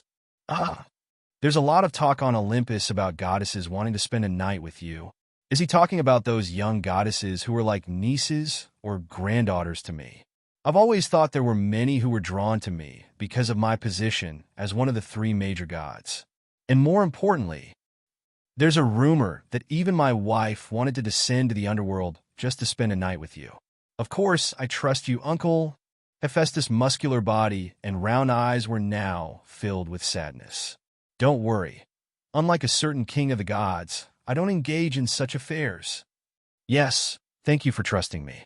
I swear by the river Styx, I have never had any relations with your wife. As expected, I knew you'd say that. You're the famously impenetrable The famously what? I glared at Hephaestus in disbelief, and he quickly cleared his throat, bowing his head. Ahem. My apologies. I meant the honorable lord of the underworld. Stop with the strange comments. You came to ask for advice, didn't you? Yes, that's correct. Now, why does Aphrodite dislike Hephaestus? First of all, it's probably about appearances.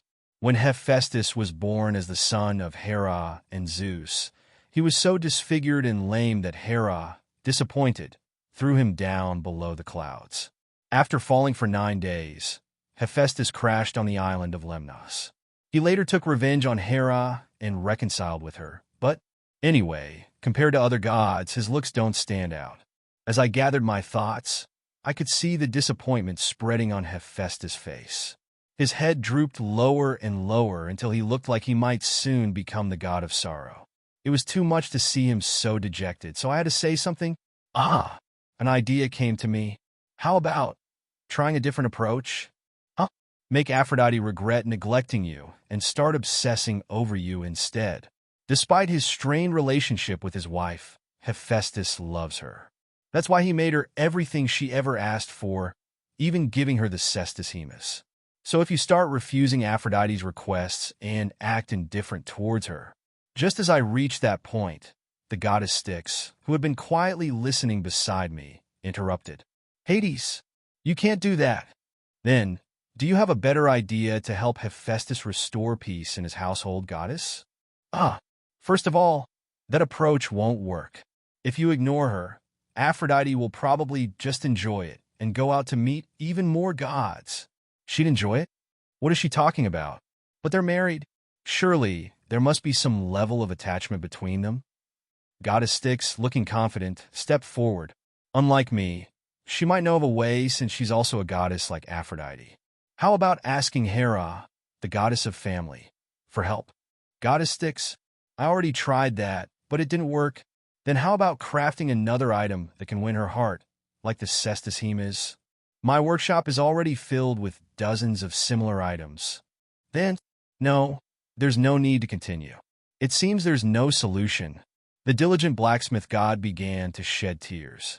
Despite being one of the 12 Olympians and known as the greatest blacksmith in the world, my ugly face, my lameness, they're just not to Aphrodite's liking.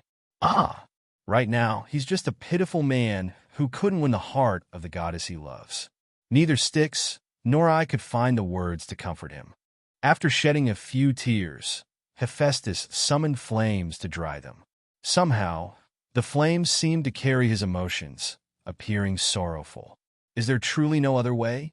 Perhaps using divine power to alter his appearance to match Aphrodite's preferences. How about visiting Apollo? As the god of medicine, maybe he could. I've already gone to see Apollo. According to Hephaestus, he sought out Apollo, hoping that the god might be able to change his appearance to suit Aphrodite's taste. However, it turned out to be impossible. Altering the appearance of a fellow Olympian god, not an ordinary human, was beyond Apollo's power. No matter how much Apollo's divine power fixed my face to be handsome, as soon as I ignited the flames for my blacksmithing, I would immediately revert to my original face. Despite Apollo's efforts, Hephaestus' flames and power, as the god of fire, would return his appearance to its original form. After all, we gods retain the appearance we were born with. The reason the blacksmith god was a cripple and unattractive wasn't because he fell on Lemnos Island, but because he was born that way. Still, thank you for listening to my concerns so sincerely. No, I'm sorry. It's fine. It's all my fault for not being able to hold on to my wife. With that, Hephaestus turned to leave, flames flickering in his eyes. What are you thinking now, my nephew? But I can no longer forgive that damned Ares. You mean Ares, who had an affair with your wife and fathered Harmonia? Aphrodite loved Ares so much that they even had a child together, the goddess of harmony, Harmonia. But you can't exactly forbid the goddess of love from loving. Still, since they had a child together, Hera must have told them to cut it out, right? Didn't Hera tell Aphrodite to stop having affairs after she had Harmonia? Yes, that did happen. But Hephaestus, unable to endure it anymore, had gone to complain to Hera. Feeling guilty for throwing him off Lemnos Island, she agreed to his request. I heard that the queen of the gods called the two adulterers and quietly admonished them. Or rather, Hermes, who often visits the underworld, told me. The gods of Olympus are somewhat free-spirited when it comes to love. However, having a child out of infidelity and continuing the affair goes beyond the limits. It was probably Hera's way of saying, enough is enough. Even Zeus doesn't usually engage in affairs that go beyond a one-night stand.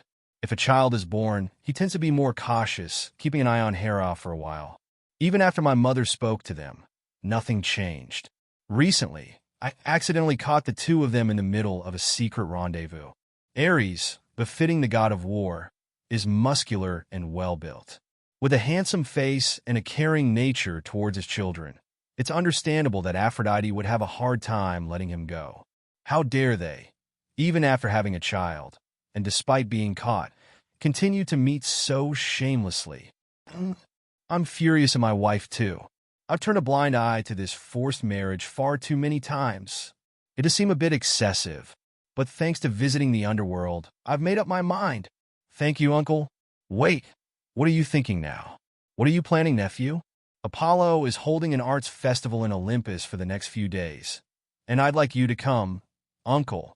Well, I'm not particularly eager to go up to Olympus. If you come to Olympus, I'll inspect the stick sword, bident, and kaini for you. But since my dear nephew is asking, of course I must go. Come to think of it, the stick sword does seem a little rusted, and if he's willing to inspect my invisible helmet and bident too, it's a good deal for me. Hephaestus, seemingly having made a firm decision, nodded heavily and spoke. I have a grand display of art I want to show at the festival. Since I want as many gods as possible to see it, could you invite the other gods of the underworld as well? What exactly are you planning? Asterisk, asterisk, asterisk. And so, the day of the arts festival in Olympus arrived. Since it was being hosted by Apollo, the god of the arts, I had high expectations, but I'm going with you to the festival this time. I want to go too. Styx. The goddesses Lethe and Styx both expressed their desire to accompany me to Olympus. However, only one of them could leave their duties. If both goddesses left the underworld, the remaining gods would be overwhelmed with work. Are you going to keep doing this? You were the one hugging Hades in secret last time. You Styx with your large chest. What did you say? Those Styx, with her hands on her hips, puffed out her cheeks. Lethe, with her arms crossed and lips pouting, was no less assertive. Please stop it. Fine, I'll just go by myself. Then let's decide by drawing lots. That's a good idea. The two goddesses quickly prepared to draw lots to determine who would accompany me. For some reason, the atmosphere grew tense. Yay, I got chosen. Let's go to Olympus, Hades. Ugh. The goddess of fortune, Tyche, always turns her back on me at times like this. The excited Styx raised her lot high, waving it around, then hugged me. But if you press my face against, gah, hashtag $% at percent. Get away from Hades, Styx. No, the underworld is as peaceful as ever today. Asterisk, asterisk, asterisk. And so, I arrived at Olympus with the goddess Styx. Even from outside the grand palace of Olympus, the raucous laughter and sounds of music could be heard. Lyres, kitharas, alloy, and many other instruments played in harmonious accord. Oh, Lord Hades, and the one beside him, is that the goddess Styx? Could it be? I didn't hear any news that the ruler of the underworld got married. It's been a while since I've heard the gods whispering as I pass by. Even if you block the sound with your divine power, I can hear it all. Such young ones. Wow. Hades, look at that.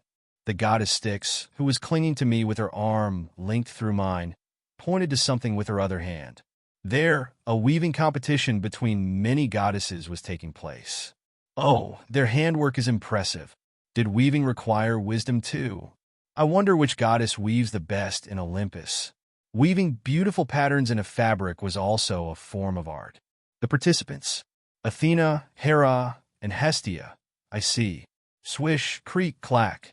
Athena's tapestry depicted Zeus seated on his golden throne, numerous gods fighting Typhon, and Athena herself bestowing blessings upon humans. Hera showed a peaceful scene of a human family enjoying a happy, everyday life. The depiction of a woman cradling a child, with a joyous expression on her face, was a masterpiece. Hestia wove an image of her hearth lighting up the dark night, and her warm aura seemed to emanate from the pattern, creating an illusion of warmth. As expected, it's Lady Hera. Lady Athena is the goddess of wisdom, and yet she weaves so well. It's hard to judge, but Athena's tapestry has the most elaborate patterns. I agree. Is craftsmanship included in her divine wisdom? As the other gods admired the completed tapestries, they added their own thoughts. Even to me, it seemed that Athena's tapestry had the most intricate and well-crafted designs. Athena, you're truly impressive. It's just a small skill, Lady Hera. You've captured us fighting Typhon quite well. Athena's tapestry depicted the Olympian gods during the battle with Typhon. In it, I could see myself holding a Sigma Kappa Alpha Scuda in one hand and a Kappa Upsilon Nu Eta Chi in the other. T/N. Sigma Kappa Alpha Scuda, this is a large shield, often made of leather, and sometimes reinforced with wood or metal. It was used by warriors in battle for protection. In mythology, it is often associated with gods or heroes during combat scenes. As I slowly admired the tapestry, I heard someone calling me, Lord Hades, Dionysus, a male god with golden curls like Zeus and exuding a strong scent of wine approached. It was Dionysus, the god of wine and madness. With a single shake of the golden cup filled with nectar, he turned its contents into a deep, rich-colored wine. Please try it. I've crafted it to match the most popular taste among humans. I took the cup and slowly drank it. The taste was bittersweet yet sweet, and the rich aroma of grapes delighted my palate. Of course, nectar tastes better, but I thought Dionysus wine was a fine delicacy. As I finished the cup cleanly, the god of wine sighed and spoke. Phew, due to what happened last time, my faith in Thebes has greatly diminished. When King Oedipus went mad, right? The temple burned, the worshippers fled, and it seems that my faith won't easily grow again in Thebes.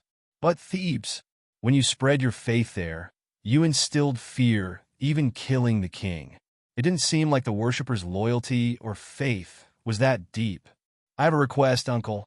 Speak. Though nothing can be done about Gaia, could you not deliver an even harsher punishment to that human Oedipus? That won't happen. No matter the request of a nephew, I cannot alter the laws of the underworld at my whim.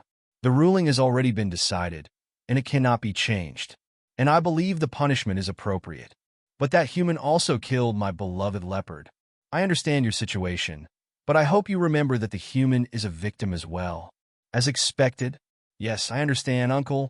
With a bitter smile, Dionysus lowered his head and quietly withdrew. I had clearly explained the punishment last time, but it seems his lingering grudge against Oedipus is hard to shake. Uncle Hades, you're still lenient toward humans. To even refuse your nephew's request. Hermes, also, if you could lend me your ear for a moment. Hermes, wearing a bright smile, approached me. Why lend an ear? Is there some secret story he wants to share? Actually, didn't you refuse Dionysus' request because he isn't a cute niece? Enough nonsense. But tell me, is there a war happening somewhere? Why do you ask? Because I haven't seen a few gods at this big festival. I don't see Ares either. Though the festival seems like the usual one held in Olympus, a few gods have been missing since earlier. Ares, who should be joyfully drinking nectar, is absent. Aphrodite, who should be sitting in one corner eyeing the male gods with a mischievous look, is nowhere to be seen. And above all, I was invited here by Hephaestus. But where is he? What? As far as I know, Hephaestus said he had some business on Lemnos and would be away for a few days. What is this nonsense? Even Hermes seemed puzzled, but at that moment, the god of blacksmiths appeared on the wide platform.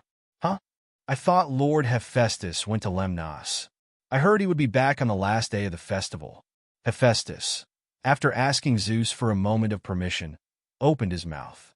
His thunderous voice shook Olympus. Ahem, ahem, everyone, I, Hephaestus, have created a masterpiece that can be called the pinnacle of art for the gods participating in this festival. Did Hephaestus tell the gods of Olympus that he was going to Lemnos Island for a few days, only to participate in the festival instead? Something smells fishy. I looked closely at Hephaestus, who was standing on the podium. If you all would follow me for a moment, you'll be able to admire my art. Art? A work made by the god of blacksmithing. Hephaestus is great at making weapons, but art? Could it be a large piece? As the gods whispered with curious expressions, Zeus, who had been eating ambrosia, spoke to him. Hephaestus, with you being this confident, can we look forward to it? Of course, Father. Even Apollo won't be able to surpass my work. What on earth did he make for him to say that? It can't be a weapon like my bident. Such confidence, no, arrogance, in claiming to have made something better than the god of art himself. As the murmurs grew louder around us, Apollo only smiled with curiosity, seemingly more intrigued than concerned. Really? Since you've said that, let's go see it. Lead the way. Yes, Father. Those who wish to see it, please follow me. Zeus stood up, and Poseidon also walked forward, showing interest. Though I wanted Hephaestus to gain fame as a blacksmith, I never imagined he'd attempt something in the realm of art. As I hesitated for a moment, the goddess Styx approached and whispered to me, Hades, Hephaestus is inviting us, so let's go see it. Something feels off, but yes, let's go. The gods who followed Hephaestus arrived at his residence on Olympus. Could his art be inside his own quarters? Soon, standing in front of his room, Hephaestus turned to face us. After clearing his throat for a moment, he grabbed the door handle and spoke. This is modern art, no Greek-style art. The title of the piece is Love and War. And with that, the door swung open, revealing his artwork. Asterisk, asterisk, asterisk.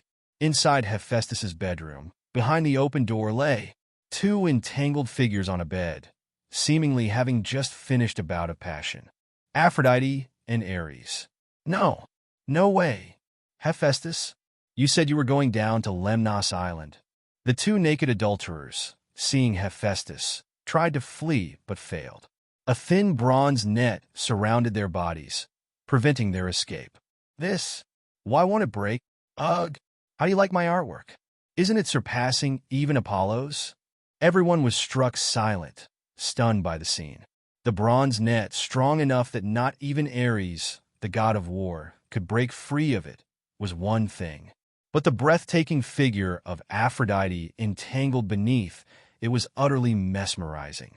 The beautiful goddess of love, her body intertwined with Ares, naked, her flawless skin, every inch of her body perfect, writhing as she struggled to escape the net.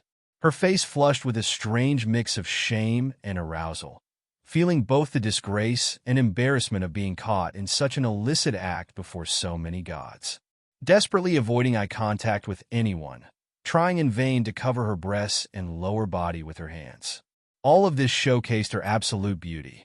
Clap, clap, clap. Suddenly, the sound of applause filled the room.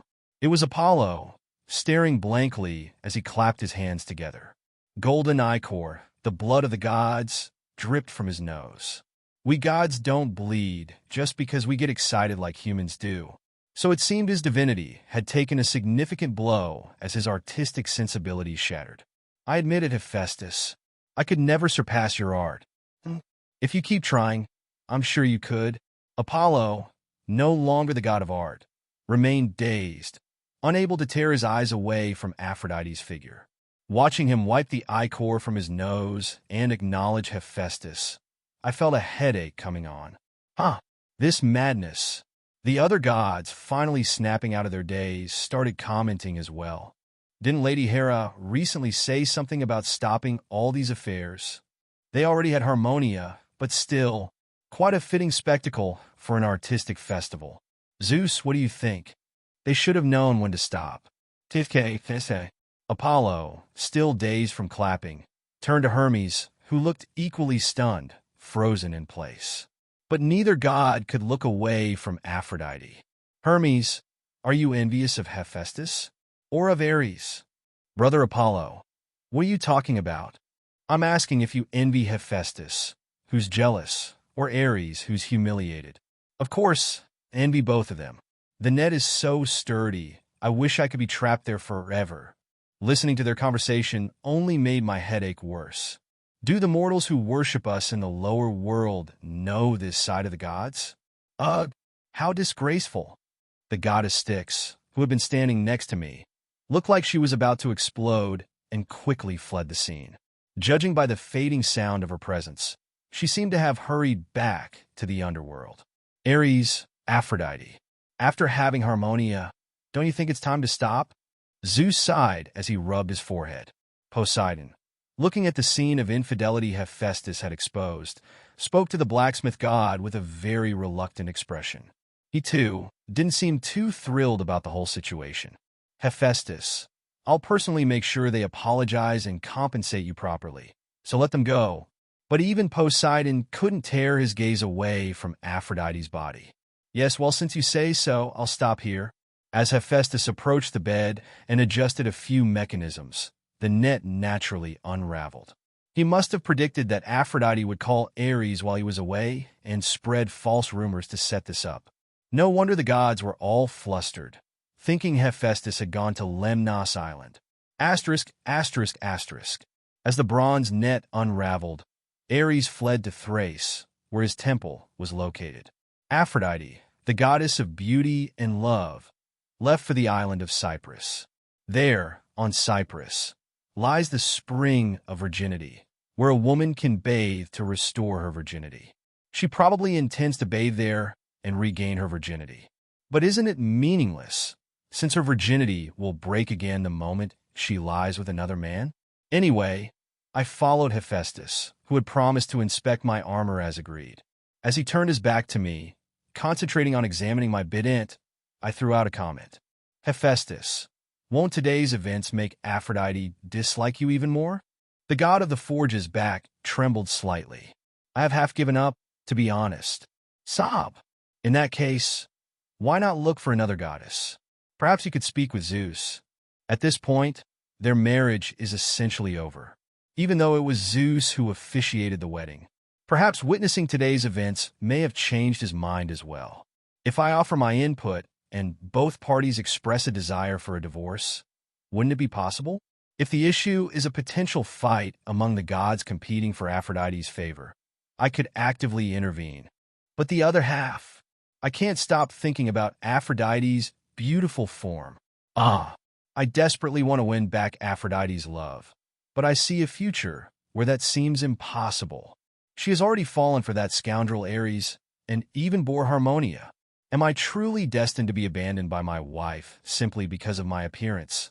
Left to plot petty revenge? Now, what on earth am I supposed to do? Should I arrange for them to confront each other? Someday, I will burn that Ares face in flames. It looks like things are about to spiral completely out of control because of this woman. I can't stand by any longer. Come with me to meet Aphrodite. What? Why don't we ask her directly what exactly it is she finds so displeasing about you that she keeps meeting with Ares? I'll have to make sure they have an honest conversation. Asterisk, asterisk, asterisk. As soon as Hephaestus finished inspecting my armor, we headed straight to the island of Cyprus. I told a nymph, one of Aphrodite's attendants, to let her know we were waiting. After a short while, the goddess of beauty emerged from her bath. Giving Hephaestus a nudge, he awkwardly began to speak. What is it that displeases you so much that you keep calling for Ares? What displeases me, you ask? Aphrodite's face contorted. Of course, it's this marriage itself. From the beginning, I wanted to marry someone I loved. You married me by your father's will. Yet even after bearing a child with Ares, you still behave like this? Isn't that too much? You, Hephaestus, are always so absorbed in your work at the forge that you rarely even come home. How can we build any affection that way? Aphrodite isn't entirely in the right, but shouldn't he, at the very least, pay more attention to his wife? I'm a god of the forge. I can't help it. But ever since we married, I've been trying in my own way. Aphrodite, perhaps feeling a twinge of guilt, turned her head slightly. while Hephaestus is busy day and night crafting the items the Olympian gods request. He did make an effort to spend more time at home after marrying the goddess of beauty, though it seems it wasn't enough to satisfy Aphrodite. But how can you avoid me even in official gatherings like the Olympian Council? Last time, I asked you for a favor, and you acted like you didn't even hear me. Is this some kind of deliberate slight because everyone knows you love Ares? Their grievances had clearly been building up, and despite my presence, their words were becoming increasingly harsh. But these were matters that definitely needed to be addressed. You only seem to seek me out in such settings to save face. This attitude of yours proves that you only married me for my looks. What did you say? Are you done talking? You're the one who only comes to me when you need something made. Their emotions flared, and their powers began to clash. The island of Cyprus shook, and divine energy that mesmerized all living things spread in all directions. From under Hephaestus' feet, flames rose and heated the surrounding space. If this continues, the island's inhabitants will die, so I must intervene. Enough, that's far enough. I stepped between Hephaestus and Aphrodite, calming the situation around us. With the scent of burning filling the air and an intoxicating fragrance swirling around us, the chilling aura of the underworld disrupted everything. Hephaestus, no matter how busy your work as a blacksmith may be, it would be wise to pay more attention to your wife. If any of the other gods complain, tell them to find me in the underworld. Yes, I understand.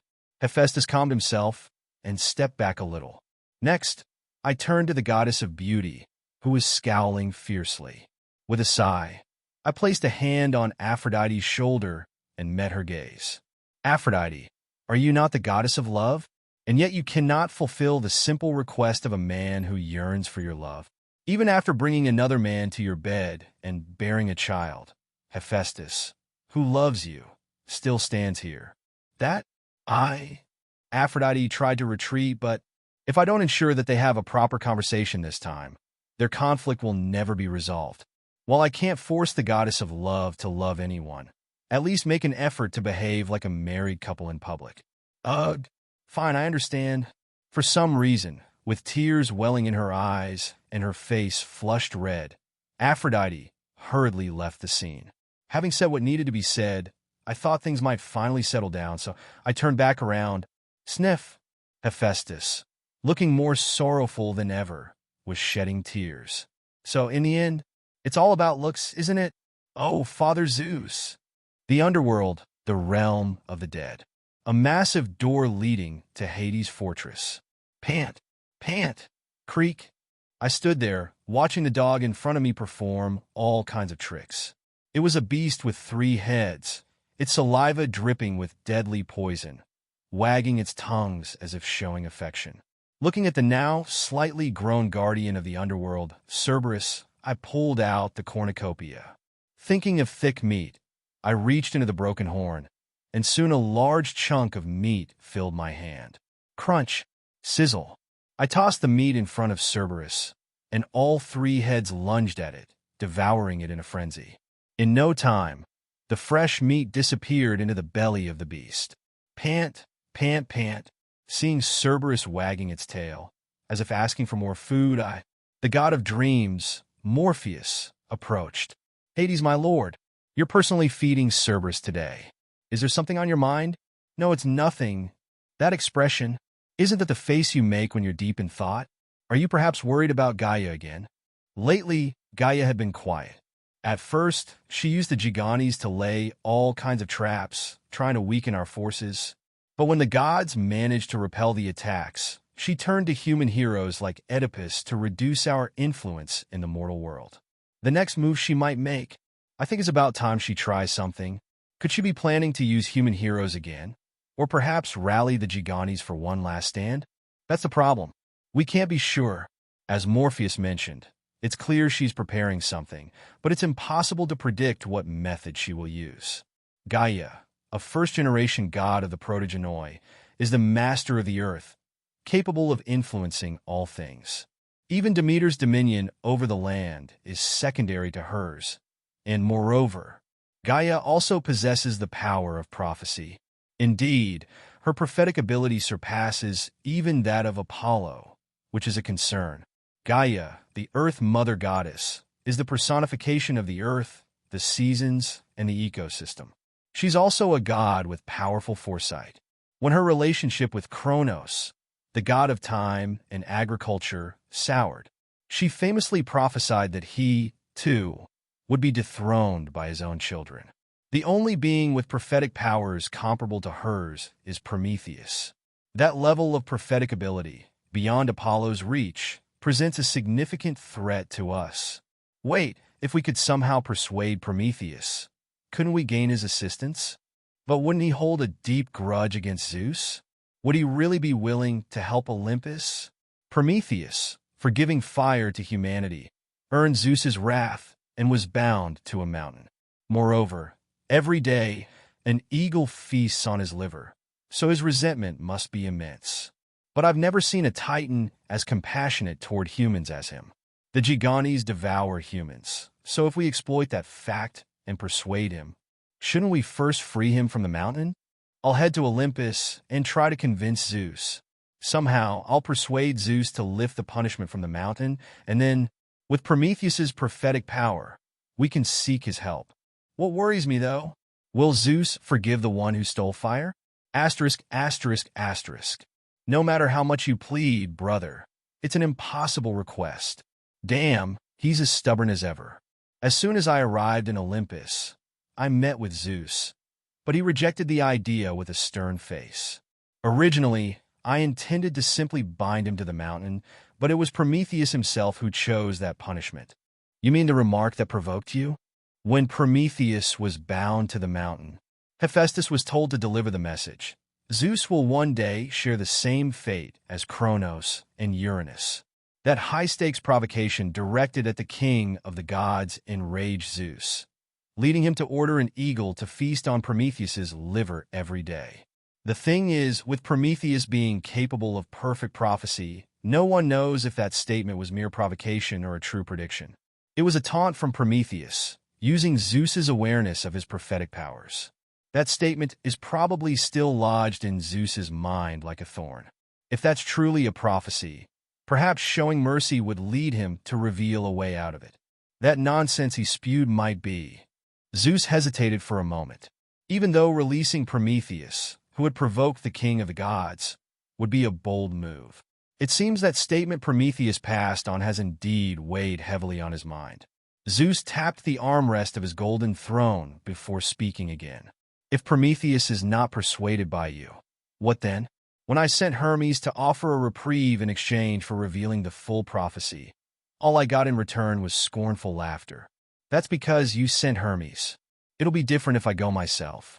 And if he's not persuaded by me, Prometheus is a god of perfect prophecy, surpassing Apollo and rivaling Gaia. He knew the consequences of stealing fire from the gods, yet he still gave it to humanity.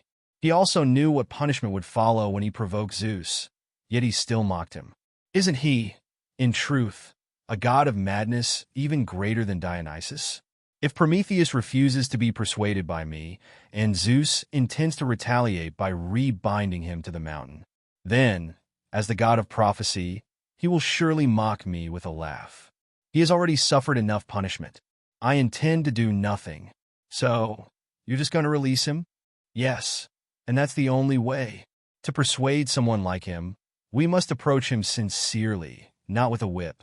Even though he only stole fire and gave it to humans, it's time to stop his daily torment. Thanks to him giving fire to humans, they can offer sacrifices to us. But I cannot forgive him for defying my orders as the king of the gods and acting on his own. That's why I didn't interfere with the punishment you imposed. However, I believe this should be enough. Prometheus has already endured suffering for a very long time. The king of the gods must maintain some authority, but this should be sufficient punishment in the eyes of the other gods. Someone, go and summon Athena. Yes, Lord Zeus. Zeus ordered a servant to call Athena. It seems he wants to hear the opinion of the goddess of wisdom, whom he trusts. Asterisk, asterisk, asterisk.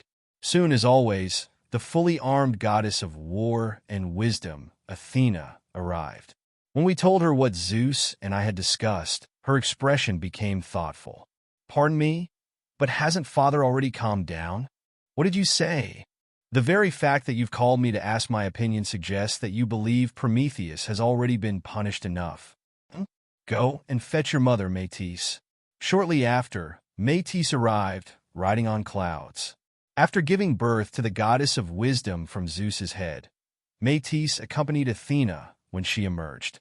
Although Zeus swallowed Métis out of fear of a prophecy. Once a goddess, not a god, was born from their union.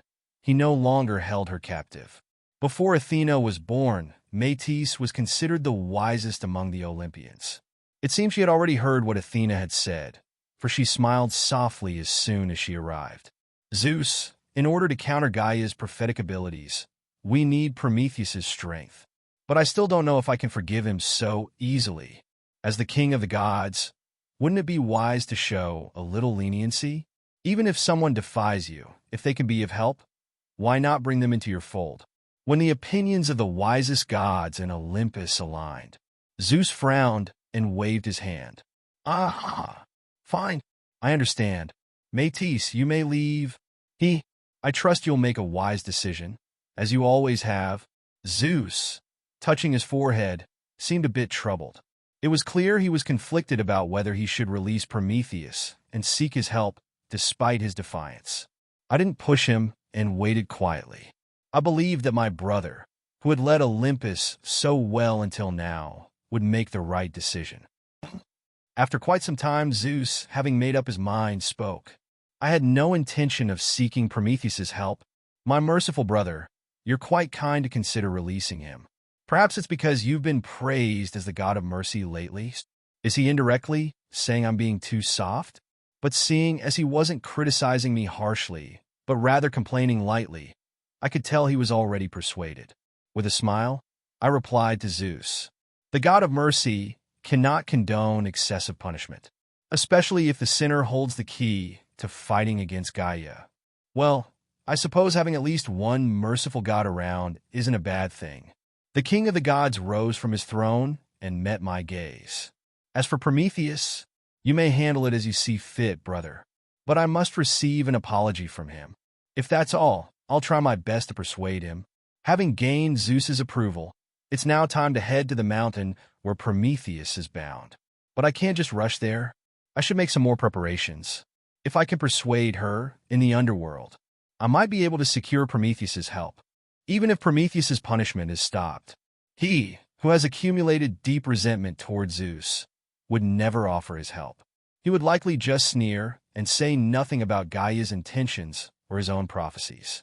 Perhaps his care for humanity is greater than his anger toward Zeus, but that remains uncertain. Upon returning to the Underworld, I moved quickly and left the fortress. Leaving behind the pitch-black fortress and heading toward the outskirts of the Underworld, I soon found a desolate road. If I go a little further, to the northernmost part of my fortress, where most souls do not venture. After walking for quite a while along a narrow path, barely wide enough for one or two people, a soul emerged from a small house. A beautiful female soul, with beauty that could rival that of many goddesses. "Pandora, could you spare a moment to hear me out? Why have you come all the way here?" She was the first woman created by the gods, a pretext Zeus used to punish humanity with a great flood. She was the one who, out of a fleeting curiosity, released diseases, disasters, and all the evils into the world. This was Pandora, who married Prometheus's brother, Epimetheus. Asterisk, asterisk, asterisk. I was guided into Pandora's house and sat down. What business does the Lord of the Underworld have with a lowly human like me? Don't say such things.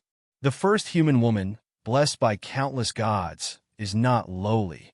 Her husband, Epimetheus, is an immortal titan and thus remains hidden in the mortal realm. But Pandora met her end during the great flood caused by Zeus. Upon arriving in the Underworld, Pandora realized she had been used and despaired. Though time has passed, and her resentment may have lessened, she once retained her memories despite crossing the river of forgetfulness. I felt pity for her and offered to erase her memories. But she chose to live on the outskirts of the underworld, retaining her memories without reincarnation. The way to persuade such a Pandora? I plan to end Prometheus's long punishment. Is that so? But there needs to be a reason that Zeus would find convincing. So, I would like your help in persuading Prometheus. I told Pandora everything, including the threat of Gaia, the enemy of us Olympian gods, and the fact that I intended to free Prometheus and seek his foreseer powers. After listening to my story, Pandora sighed softly and replied calmly, "Though you have treated me well, Lord Hades, I still do not wish to do anything that benefits Olympus.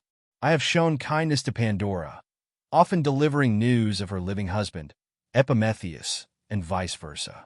Though they could not meet, I remember how happy they were to hear about each other's well-being.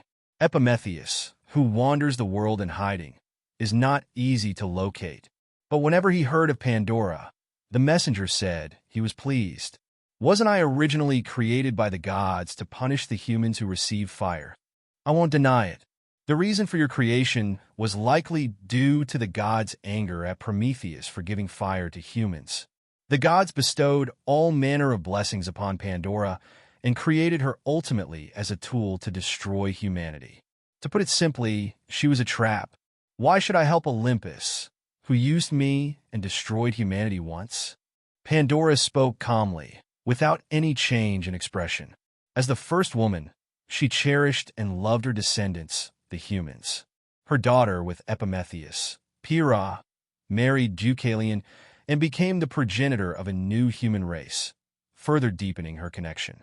One could say her hatred stemmed from a mix of resentment toward the gods who destroyed humanity and the guilt of being used.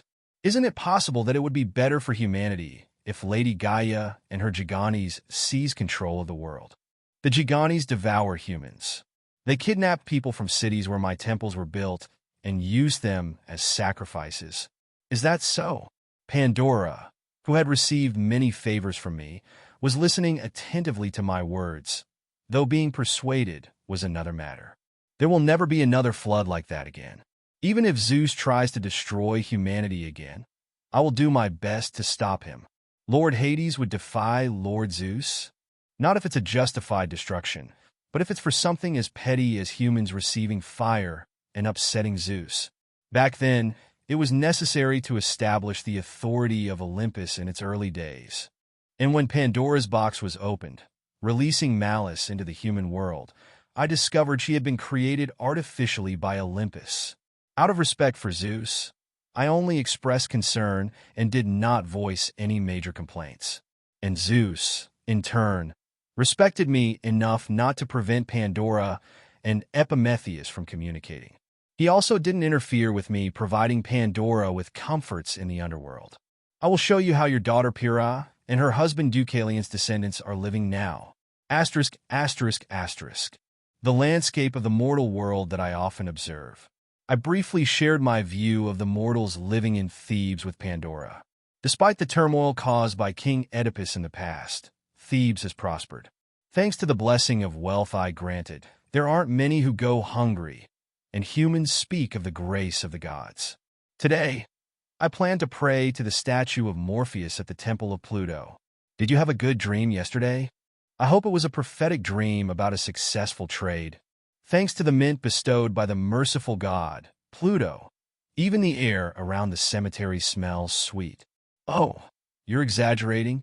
You'd understand if you worked as a cemetery keeper. The foul stench used to be so. I'm from Athens, but what in the world is it about Thebes? I mean, how do you serve the god Pluto? Haven't you heard about the mint? And not just that. If a believer is threatened by a monster, he personally descends. The Lord of the Underworld, a god of mercy. I sometimes wonder if humans talk too much about me. In Thebes, my name is almost as revered as Zeus's, so it can't be helped. So many people are chanting Lord Hades' name, a god of mercy. Somehow, that's what they call me. Pandora, with wide eyes, gazes down at the mortals on earth. I wonder what thoughts are running through her mind as she watches the people who can be considered her descendants. The reason I descended to Thebes was because of the Gigantes who follow the Earth Mother, Gaia. I barely managed to save my follower, who was kidnapped and in danger of death at the hands of a Gigantes, Gaia's servant. Yes, to counter Gaia's prophetic abilities, I plan to persuade Prometheus to seek his counsel.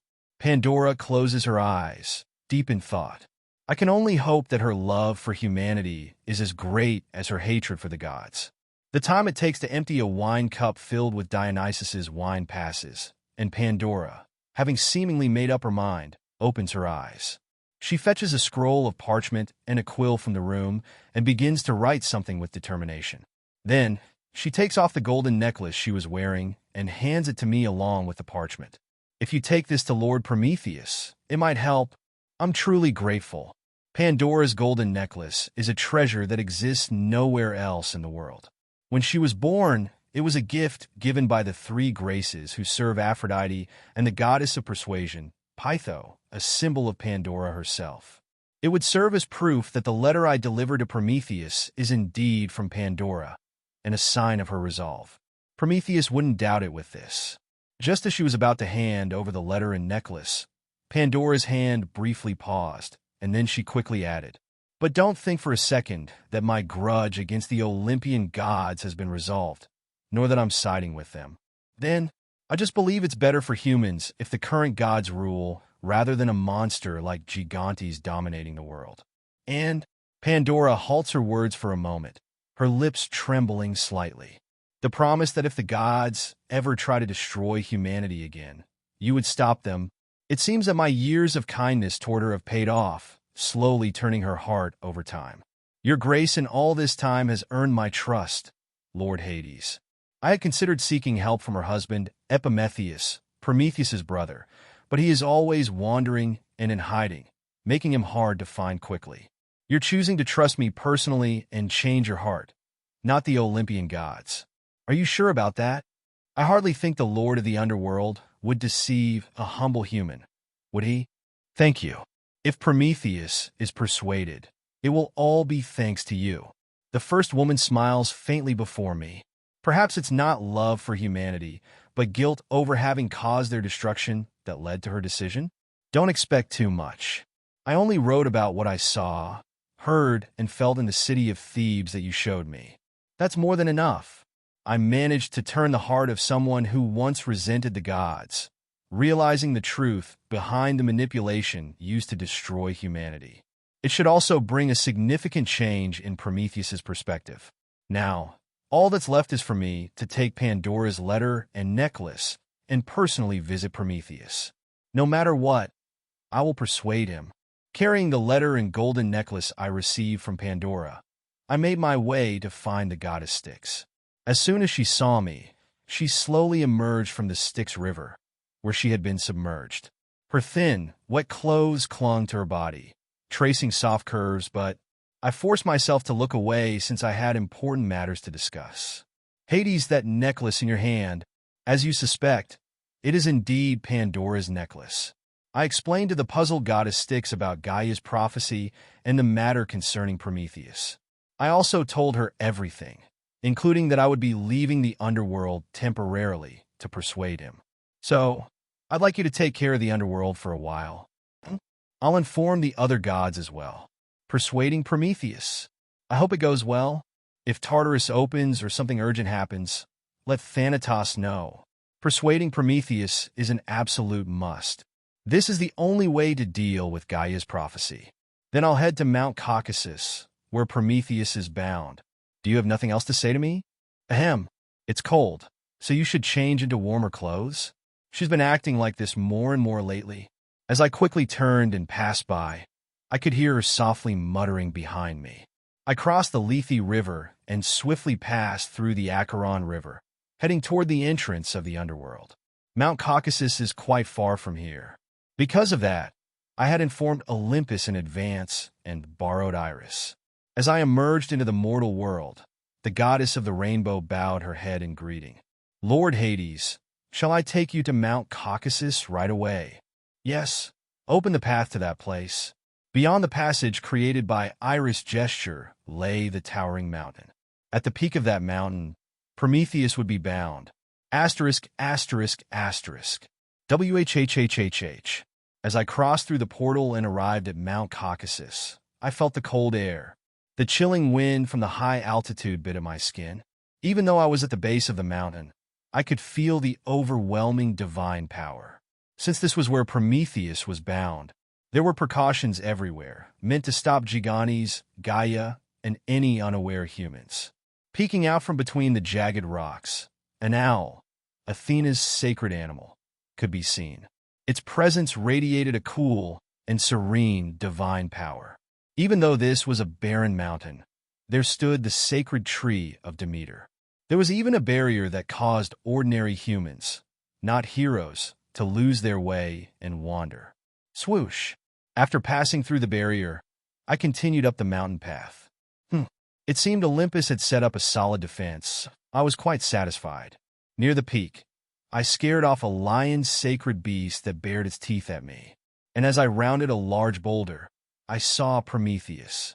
His arms and legs were spread wide, tied to the rock wall, bound by chains crafted personally by Hephaestus.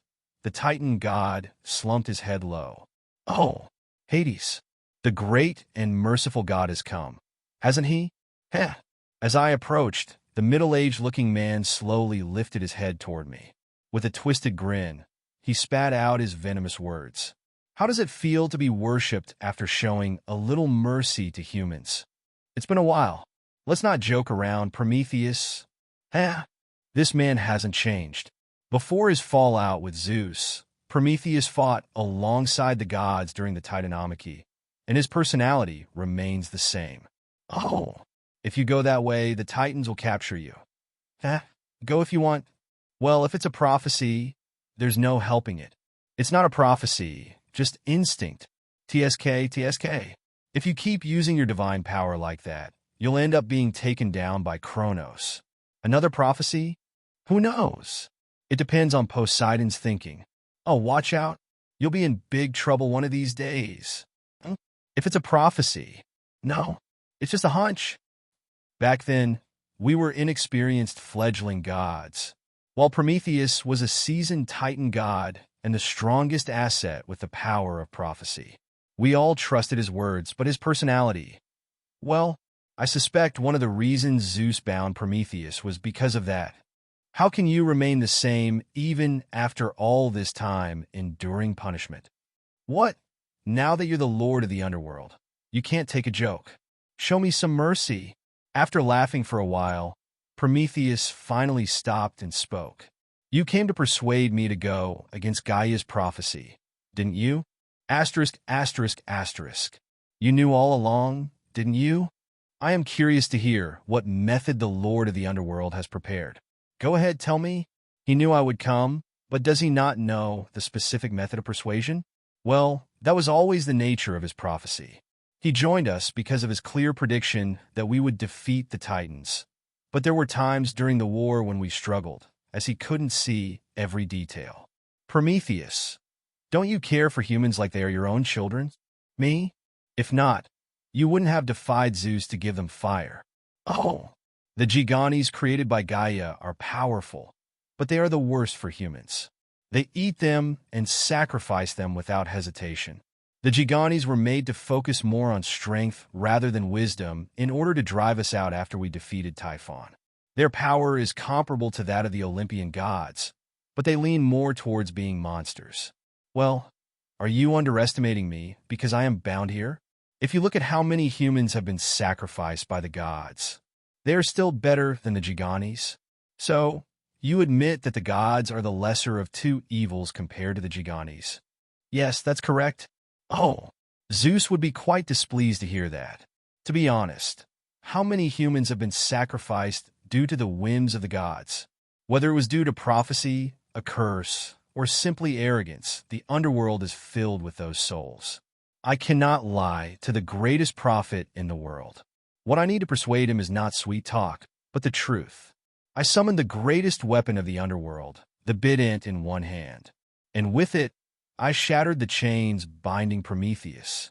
Clang, clatter, thud. The chains that bound him were created by Hephaestus under Zeus's orders.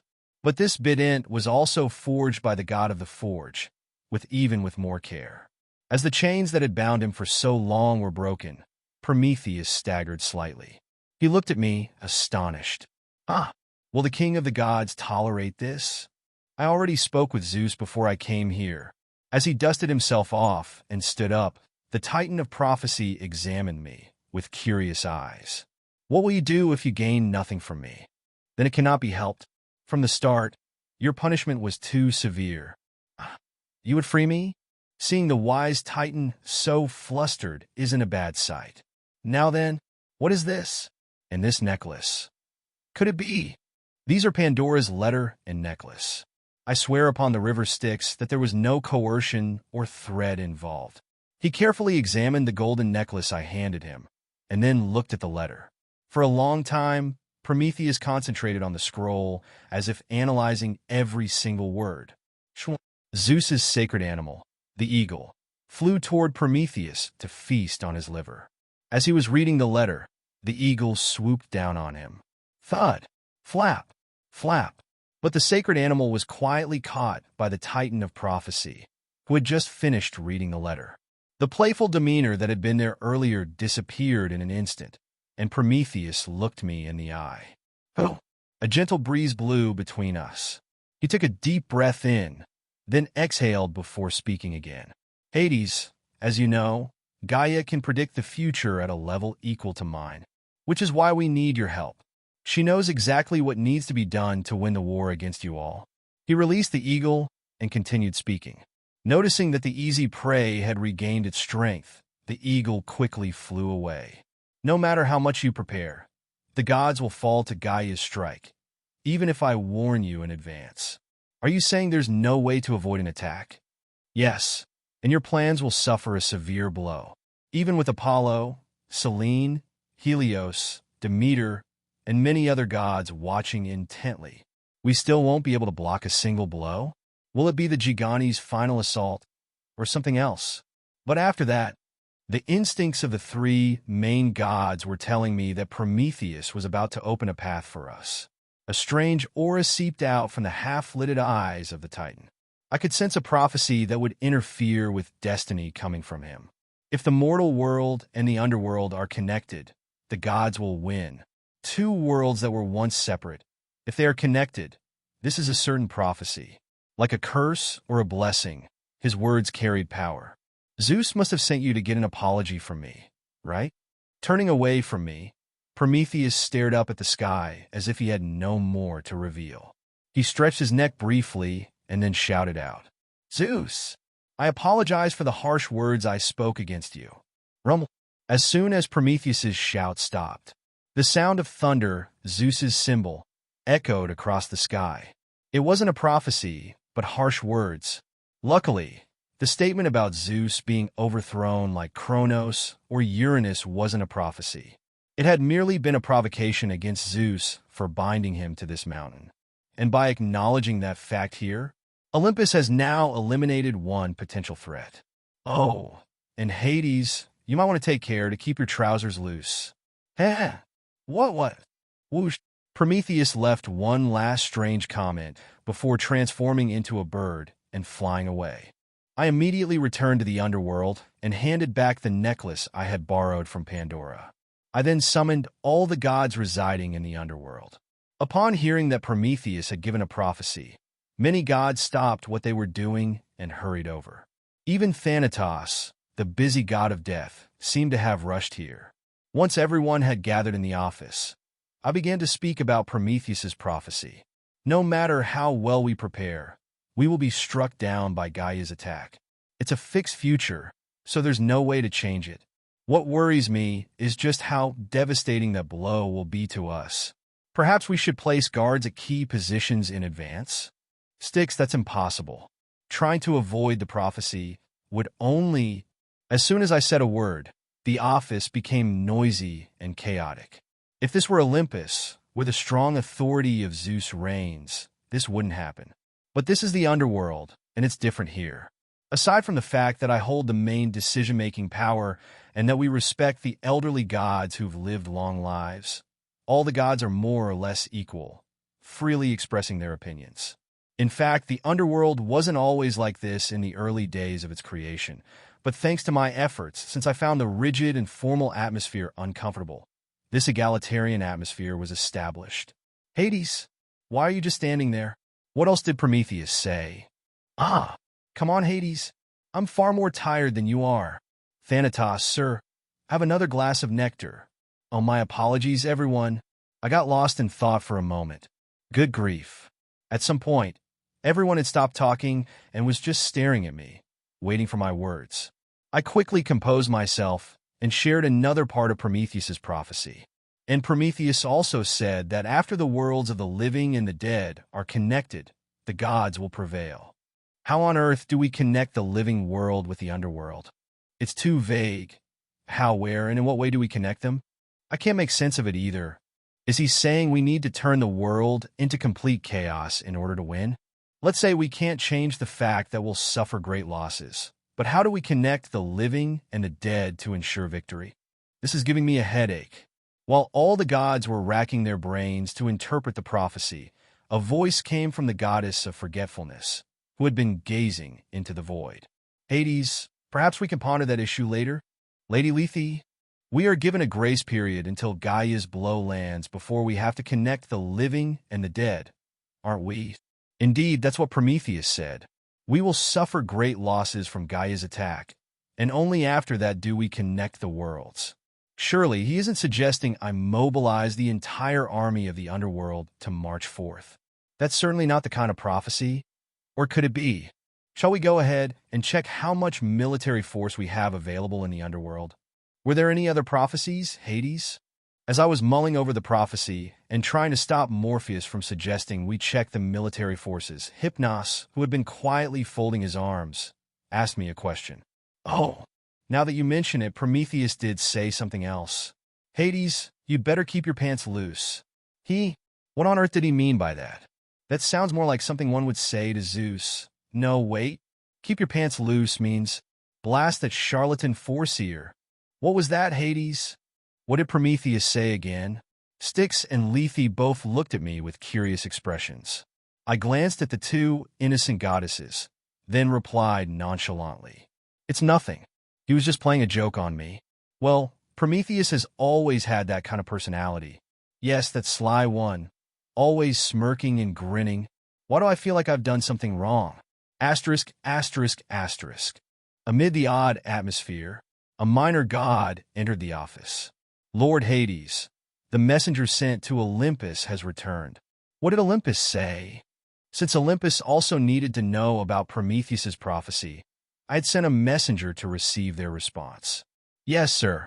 They said no matter what preparations are made, they can't avoid the attack mentioned in the prophecy, so they'll maintain the status quo. That's reasonable. You can't avoid prophecy no matter how much you try.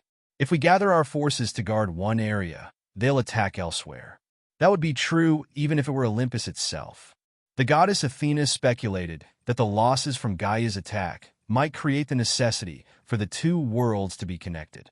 Necessity for the living and the dead to be connected? Does she think the humans will be wiped out or something?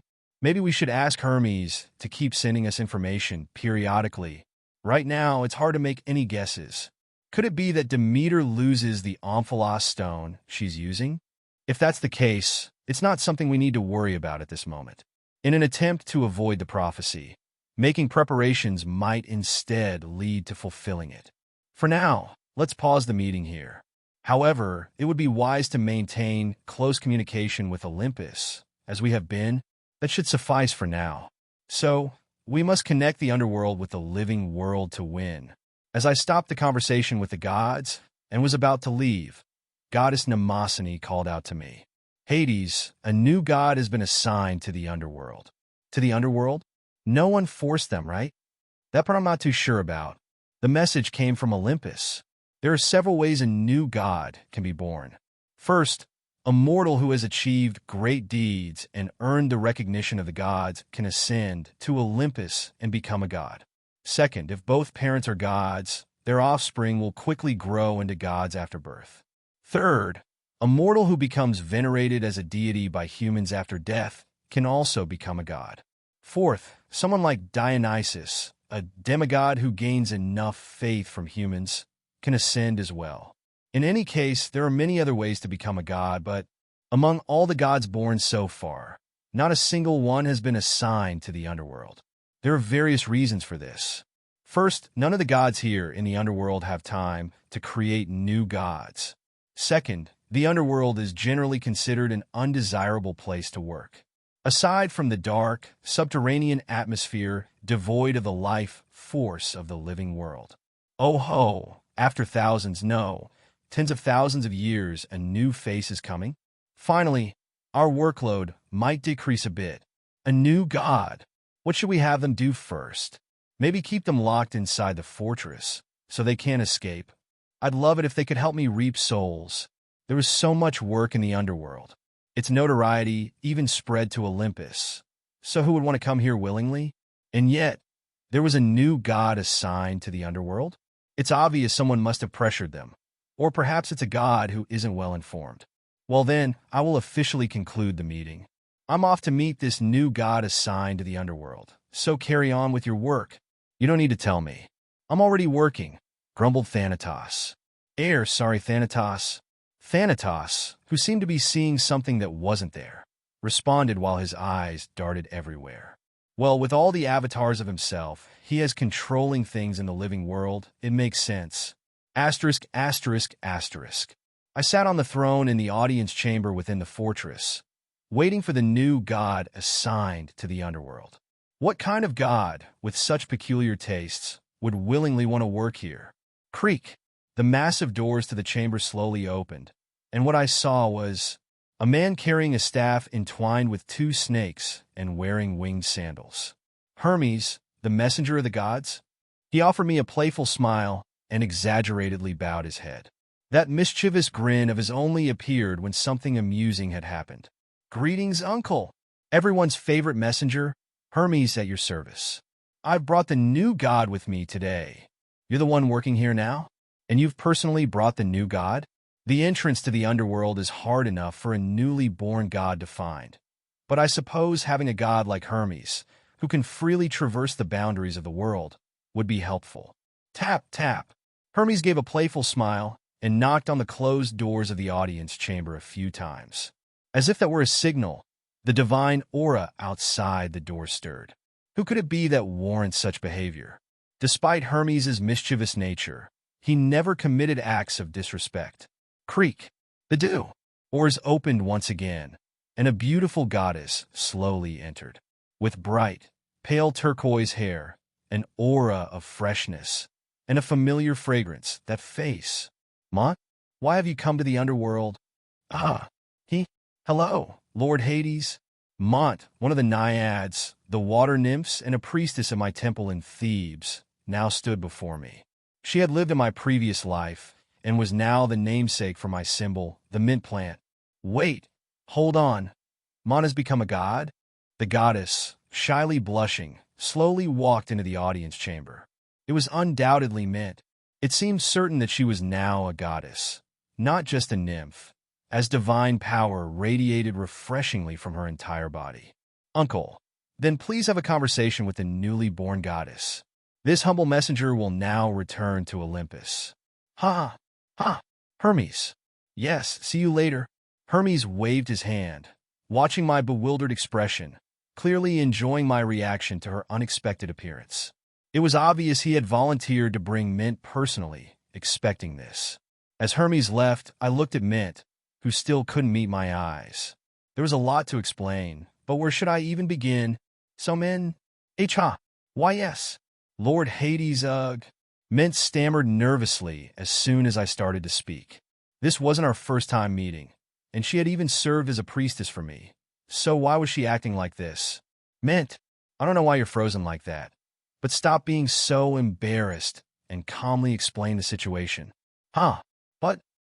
Mint's face flushed even more, and she began to speak quickly. Volunteering to come to the underworld ruled by Lord Hades means I've accepted that you may take my body at any time. No. Were the other goddesses I saw last time the mistresses of the underworld? But I'm fine being a concubine too. Enough. That's enough. As the conversation started heading in a strange direction, I waved my hand to stop her. Mint, who had been speaking with a strange excitement, took a deep breath and calmed down. She's still young. TSK, TSK. It seems she's suffering from an overactive imagination. I'll have to send her to Apollo for treatment at some point. So, how did you, a former nymph, become a goddess? And why have you come to the underworld? Well, it's a bit of a long story. The explanation Mint shyly gave me was as follows. First, Mint began to spread throughout Greece, especially around Thebes, and was eventually exported across the region. The prominence of Mint, which is considered my symbol, rose significantly in the mortal world. The grace of the god Pluto. I don't believe in him, but it's something to be thankful for. Though the name Hades may be feared, hasn't he bestowed something upon humanities? A merchant from Thebes said Pluto is a merciful god to the living. As a result, Mint, who was believed to have created Mint, began to gain prominence as a goddess. Since she was not human but a nymph and had served as my priestess, her status rose even more. There's a nymph at Pluto's temple who is said to have created Mint. Could an ordinary nymph create something like that? Perhaps she's a goddess sent from Pluto. I don't know. Either way, I prayed to him. Gradually, humans began to worship her as the goddess of Mint, and faith started to gather around her. Eventually, the god Hermes descended before Mint, who had been praying at the temple, and took her to Olympus. Are you the nymph called Mint who receives faith among mortals? You're quite beautiful. Father, I heard that nymph is greatly favored by Uncle Hades. Ahem. Well, you should have mentioned that earlier. Anyway, since she created a symbol of the underworld, it's fitting to elevate her to the status of a goddess. Thus, Zeus, the king of the gods, recognized her as a goddess. Mint, now the goddess of Mint, expressed her wish to work in the underworld. Hermes, isn't there some way to make that happen? The underworld? They're short on divine power down there, and that's how the newly born goddess of Mint came to the underworld. Asterisk, asterisk, asterisk. Having finished her explanation, Mint gazed at me with sparkling eyes. She seemed to be expecting something. Lord Hades, so what work will I be doing now? I don't know if you were aware, but the underworld is quite busy. You may be assigned tasks beyond your authority. I may not look it, but I adapted well to the hard work at the temple when I was a priestess. Mint placed her hands on her hips, emphasizing her chest. But was working as a priestess in the temple of Thebes really that difficult? I wonder if she'll adapt well to the underworld. I should offer some advice to the cheerful Mint. Mint, do you know why we gods live for eternity and are strong? She looked at me with a confused expression. She tilted her head slightly, trying to guess my intent, and her response was just as I expected. Because we inherited the great power and bloodline of the primordial god Chaos. Wrong. To mortals, gods may appear great, powerful, and sometimes even flawless. Our ability to see the future or alter the land provides enough reason for mortals to worship us. However, because we must maintain the world, we are given overflowing strength and minds that do not erode with the passage of time. Even you were just an ordinary nymph and became a goddess. Do you know what that means? Saying it means becoming a slave to keep the world running smoothly would be a bit much, wouldn't it? That's how I feel, working here in the underworld, but just think of it as taking on the task of maintaining the balance of the world. Indeed, it's because the great gods perform such noble duties that they are so strong. You're now one of those great gods as well. And the noble duty, well, that's somewhat accurate. Maintaining the balance of the world. It's just like the responsibility and tasks I imagine gods would have. There's a saying that gods are not strong because they rule the world, but because they must rule the world. So, with great power comes great responsibility. It's true that with the gods' immortality and vitality come countless tasks. Mont, seeming to have grasped something, nodded and then once again shyly twisted her body as she spoke. For you to care about me like this, I will fulfill my responsibilities as the goddess who created Mint, your symbol, Hades. Oh yeah, do that. I feel like the conversation is both making sense and not making sense at the same time. Well, since she's so confident, I might as well assign her to a suitable position. As I was flipping through some scrolls, considering where to place her, a messenger rushed in. It was a familiar face, one of the soul warriors, a young man wearing a toga. "Hades, my lord! There's trouble in the court once again. It must be something that the three judges of Minos cannot resolve on their own. Likely involving prophecies or divine interference, no?" Gasp! "How did you know?" This time it's not uncommon for Apocrates, the swift messenger from the court, to come running. No doubt it's another case involving divine meddling. Likely an issue so complex that even the judgment of the Minos brothers is uncertain. Though I trust their judgment, there are times when high-ranking gods express displeasure with Minos for being too lenient in punishing mortals whom they themselves had condemned. Of course, they wouldn't voice such complaints in front of me. Hermes, the messenger and informant of Olympus, had passed on such rumors to me. To lessen the burden on the Minos brothers and ensure fair judgment, I often stepped in when there were disputes involving humans who had been punished by the gods or those who had fallen victim to the meddling of multiple gods. Naturally, I also intervened in the sentencing of grave sinners who were too much for the brothers alone. Is it another mortal tangled in the romantic affairs of the 12 Olympians? Likely a victim of rape or adultery, right? Tell Minos I'll be there shortly. Understood. I shall deliver the message at once. The messenger departed, and I turned to Mont. Go see the goddess Lethe. She'll assist you with the duties you'll be assigned. I've got urgent matters to attend to, so... Ah, yes. Asterisk, asterisk, asterisk. Thank you. O great lord of the underworld. Indeed, in life, you suffered disgrace at the hands of a god because of your exceptional beauty, but such things will no longer happen to you here. Sob, sob. The beautiful soul in front of me wept bitterly. This was the soul of a woman who had been raped by a minor god after rejecting his advances in life. The issue was that she had been a devotee of Artemis, the virgin goddess. After losing her purity, she was cursed by Artemis and driven to suicide. That strict Artemis, she's always overly severe with her own followers. It wasn't even by her own will that she lost her purity. Couldn't Artemis have shown a bit more compassion? Who's next, Minos? Yes, the next is a human woman named Arachne. Arachne? Let her in. Which god was involved in this case? The document states that the goddess of wisdom, Athena, personally punished her. So, this time it's Athena, the goddess of wisdom? As Athena is a goddess who swore her virginity by the river Styx, this won't be another romantic scandal. A bitter-looking female, soul slowly entered. According to the document on my desk, this was a soul that retained its memories even after crossing the river Lethe, one that harbored a deep grudge. No doubt, she resented the goddess Athena for causing her death. A guard brought her forward and made her bow before me. The female soul collapsed onto the ground, prostrating herself in my direction. Your name is Arachne, correct? Speak the truth about what happened before your death, without lies. The three judges of the underworld, the Minos brothers.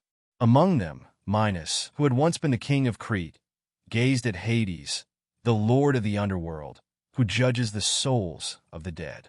I was making a living weaving in Athens. The name of the criminal kneeling before them was Arachne. She had been the most skilled weaver in Athens, but she made one grave mistake. She boasted that even Athena, the goddess of wisdom, wasn't better at weaving than her. The goddess of wisdom, protector of the city-state Athens, naturally became furious. Disguised as an old woman, the goddess of wisdom sought out Arachne and suggested she apologize at Athena's temple. But Arachne replied, I'm not afraid of Athena's wrath, and I would gladly challenge her to a weaving contest. And then the goddess revealed her true form. The two of them must have had a weaving contest, right? Mnemosyne, the goddess of memory, observed Arachne's memories and relayed them to the lord of the underworld, independent of Arachne's words. Minos, too, shared in those memories as one of the judges. Arachne and the goddess Athena faced off in front of the people. Arachne wove scenes depicting Zeus's infidelity with goddesses like Leto and Europa, as well as the many transgressions and embarrassments of the 12 Olympians. Astonishingly, Arachne's skill surpassed that of Athena. However, as her tapestry openly criticized the Olympian gods, it inevitably provoked the goddess's wrath. Athena turned Arachne into a spider, condemning her to spin webs for the rest of her life. This was the story of how Arachne's soul came to the underworld. Though it was quiet due to the setting of the underworld and the presence of Hades and the three judges right before her, Arachne's anger towards Athena for turning her into a spider was palpable. The Lord of the Underworld, a gloomy and handsome figure who had seen all of Arachne's past, spoke up. "Goddess Mnemosyne, please show me the tapestry Arachne made." "Understood, Lord Hades." The goddess of memory read Arachne's memories and conjured an illusion in the air. As expected of the city's finest weaver, her tapestry was elaborate and beautiful. There's a scene where the gods are defeated by Typhon, along with Zeus's disgrace, and Dionysus killing the king of Thebes. Hades's brow furrowed slightly as he slowly examined the tapestry that exposed the gods' misdeeds. Arachne, still kneeling in front of him, seemed frozen, anticipating severe punishment. "But why did you criticize Hestia? She's done no harm to humans." "That's because..." The goddess of the hearth was the most concerned about the well-being of humans when fighting Typhon. "Do you have any excuse?" "No, I do not." After a moment's contemplation, Hades drummed his fingers on the armrest of his chair before delivering his verdict. "Being arrogant due to your skill is not a crime. Not recognizing Athena in her disguise as an old woman is understandable. However, criticizing all of the gods during your contest with Athena was wrong." Arachne, who had braced herself for the Lord of the Underworld's wrath, seemed visibly surprised. -2. Thought to himself, that's just the kind of god Hades is. I was also quite taken aback at first. Hades, continuing with the judgment, remained calm even in front of a grave criminal who had insulted the gods. If it were any other Olympian god ruling the underworld, Arachne would likely have been given a severe punishment without a fair trial. One could argue that turning you into a spider was excessive, but everything you consumed, everything you enjoyed, was made by us gods. The olive tree, a gift from the goddess of wisdom, was the pride of Athens, where you lived. The warmth you felt as you wove at night was a blessing from the goddess of the hearth. Minos had come to understand that above all, the god of the underworld, Hades, valued fairness. Unlike other gods who judged the crime of offending divinity more harshly than even murder, Hades was different. "I will lessen the punishment Athena inflicted on you. I will also consider the fact that you have already died. Therefore, your sentence is..." Though his kin had been insulted, Hades carefully passed judgment without letting emotion influence him. The punishment handed down to Arachne was neither too severe nor too lenient. "Who's the next criminal? Minos?" "Yes. Next is someone who committed suicide in Corinth. The most impartial lord of the underworld was, without a doubt, a benevolent god worthy of the genuine reverence of Minos, a former king. Asterisk, asterisk, asterisk. At last, today's trials were over. Lord Hades, thank you for your hard work. Minos, you've worked hard too. Is Rhadamanthys presiding over tomorrow's trials?" The middle-aged judge of the underworld, Minos, struck up a conversation with me. It seemed like he had something on his mind. "I've heard that the newly appointed goddess wishes to come to the underworld herself." "Are you talking about Mint?" "So, you've met her." "I've heard that she came here because she's enamored with you, Lord Hades. If you have any feelings for her..." "What feelings?" I shook my head at Minos, who was suddenly playing matchmaker. "Ah, Lord Hades. Do you perhaps already have a goddess in mind? Maybe Styx or Lethe? Are you asking if I plan to take a wife first?"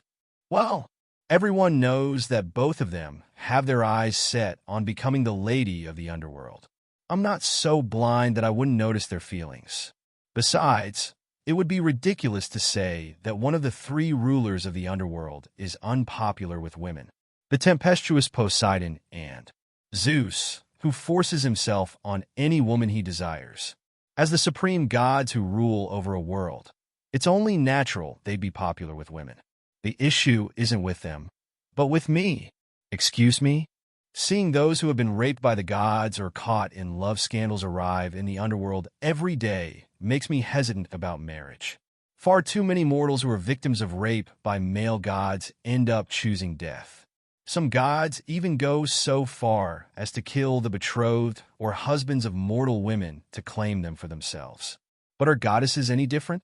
Driven by jealousy, they might kill human men, turn them into animals, or cast them into eternal sleep. Anything is possible. And all those humans, victims of the gods' affairs, scandals, and assaults, come to the underworld to pour out their grievances to me. Most of these victims, driven by deep resentment, retain their memories, even after crossing the river Lethe, the river of forgetfulness. Just today, 4 women arrived in the underworld after being raped by the gods. And the number of human men killed simply because they were engaged to a woman coveted by a god. I've firmly warned the gods in the underworld under my rule, and they're too busy to meddle with mortals anyway. But the gods from Olympus or those in the palace beneath the sea ruled by Poseidon aren't the same. And aren't all the goddesses related to me by blood? That makes things complicated. From a human perspective, yes, but I thought the gods didn't care about such things. Of course, other gods wouldn't care. Zeus, for example, has had relationships with his mother, sisters, daughters of his descendants, and even his cousins. But for me, forming relationships with my relatives feels uncomfortable. Aren't the goddess Styx and the goddess Lethe both distant relatives of mine? Then it seems you won't be marrying anytime soon, will you? Probably not. Avoiding it entirely would be unwise, but as I shook my head and set down the papers, Minos, looking curious, asked me another question. By the way, won't the newly appointed goddess Mint find it difficult to adjust to the work here in the underworld? Well, she seems confident, so there's no need to worry too much. In time, she'll adjust. After all, people nymphs know gods are adaptable by nature. And she used to work as a priestess in the living world. She'll figure it out. Asterisk, asterisk, asterisk. But at that moment, the goddess of Mint was Goddess Lethe. Do I have to do all of this? Yes. Mint was despairing at the massive pile of tasks before her. She had thought she'd been elevated to the glorious rank of a goddess to stand by the handsome Hades and assist him. But do I really have to process all of these documents by myself? That's just one day's worth. Hashtag at hashtag dollar hashtag. She had imagined managing Mint, or perhaps using her powers to spread Mint throughout the world. But instead, the underworld is busy. Didn't you know that when you applied this much? When she glanced at one of the scrolls, the tasks written on it were clearly impossible to finish in a day.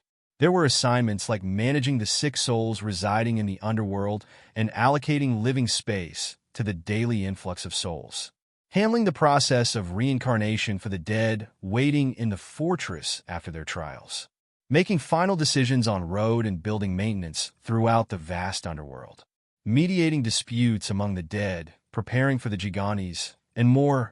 None of it seemed suited to a goddess of Mint. Trembling, Mint clutched the scroll in her hands and turned to Lethe. But I'm the goddess of Mint. Yes, and I'm the goddess of forgetfulness. With a puzzled look, as if she didn't understand the issue, Lethe replied in the same tone. Frozen in place, Mint realized the harsh reality of the underworld, the #1 workplace avoided by all gods. As the silver-haired goddess passed by her, Mint barely caught whispering, if you can't handle this, Hades won't even consider you as a concubine, let alone give you a glance. Oh, of course. I'll finish everything quickly. Oh, really? In that case, take care of this too. Thud, thud. Surely, the goddess of forgetfulness wasn't taking revenge just because Mint liked Hades. As she caught the flying scrolls with trembling hands, propelled by Lethe's divine powers, Mint tried to convince herself of that. Lately, Mint has been acting quite differently. While wandering around the underworld, I would often see her with a hollow gaze, muttering to herself as she passed by. I want to go back. No, but still, sometimes I would even find her crouched down at the outskirts of the underworld. When I tried talking to her, asking what she was doing. Lord Hades, I can't live like this anymore. A reward.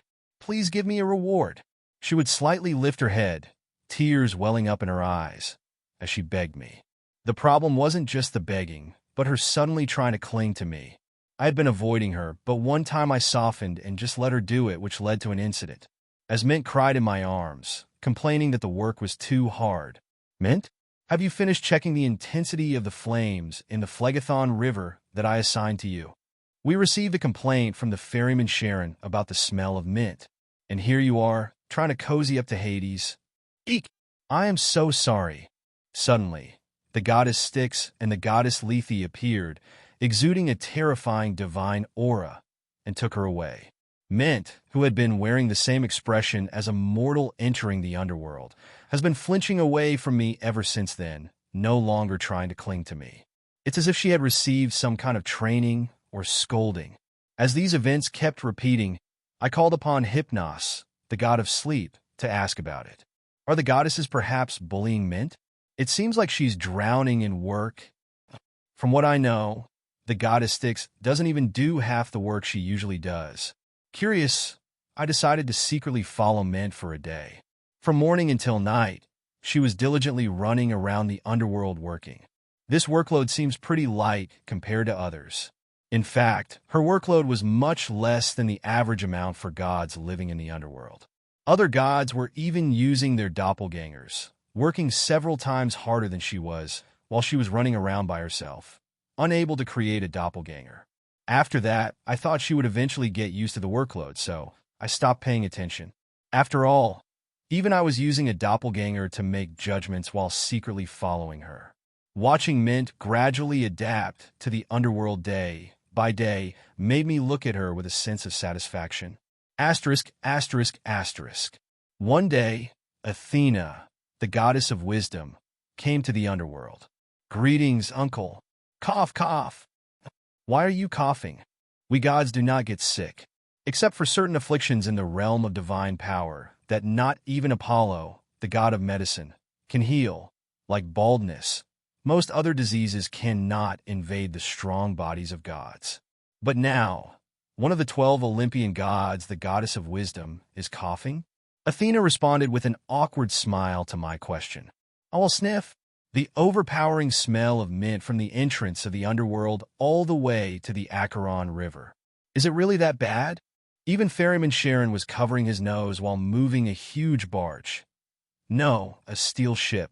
Mint, the symbol of Hades, was originally used in funerals by the people of Thebes, where my temple is located, to reduce the smell of the dead.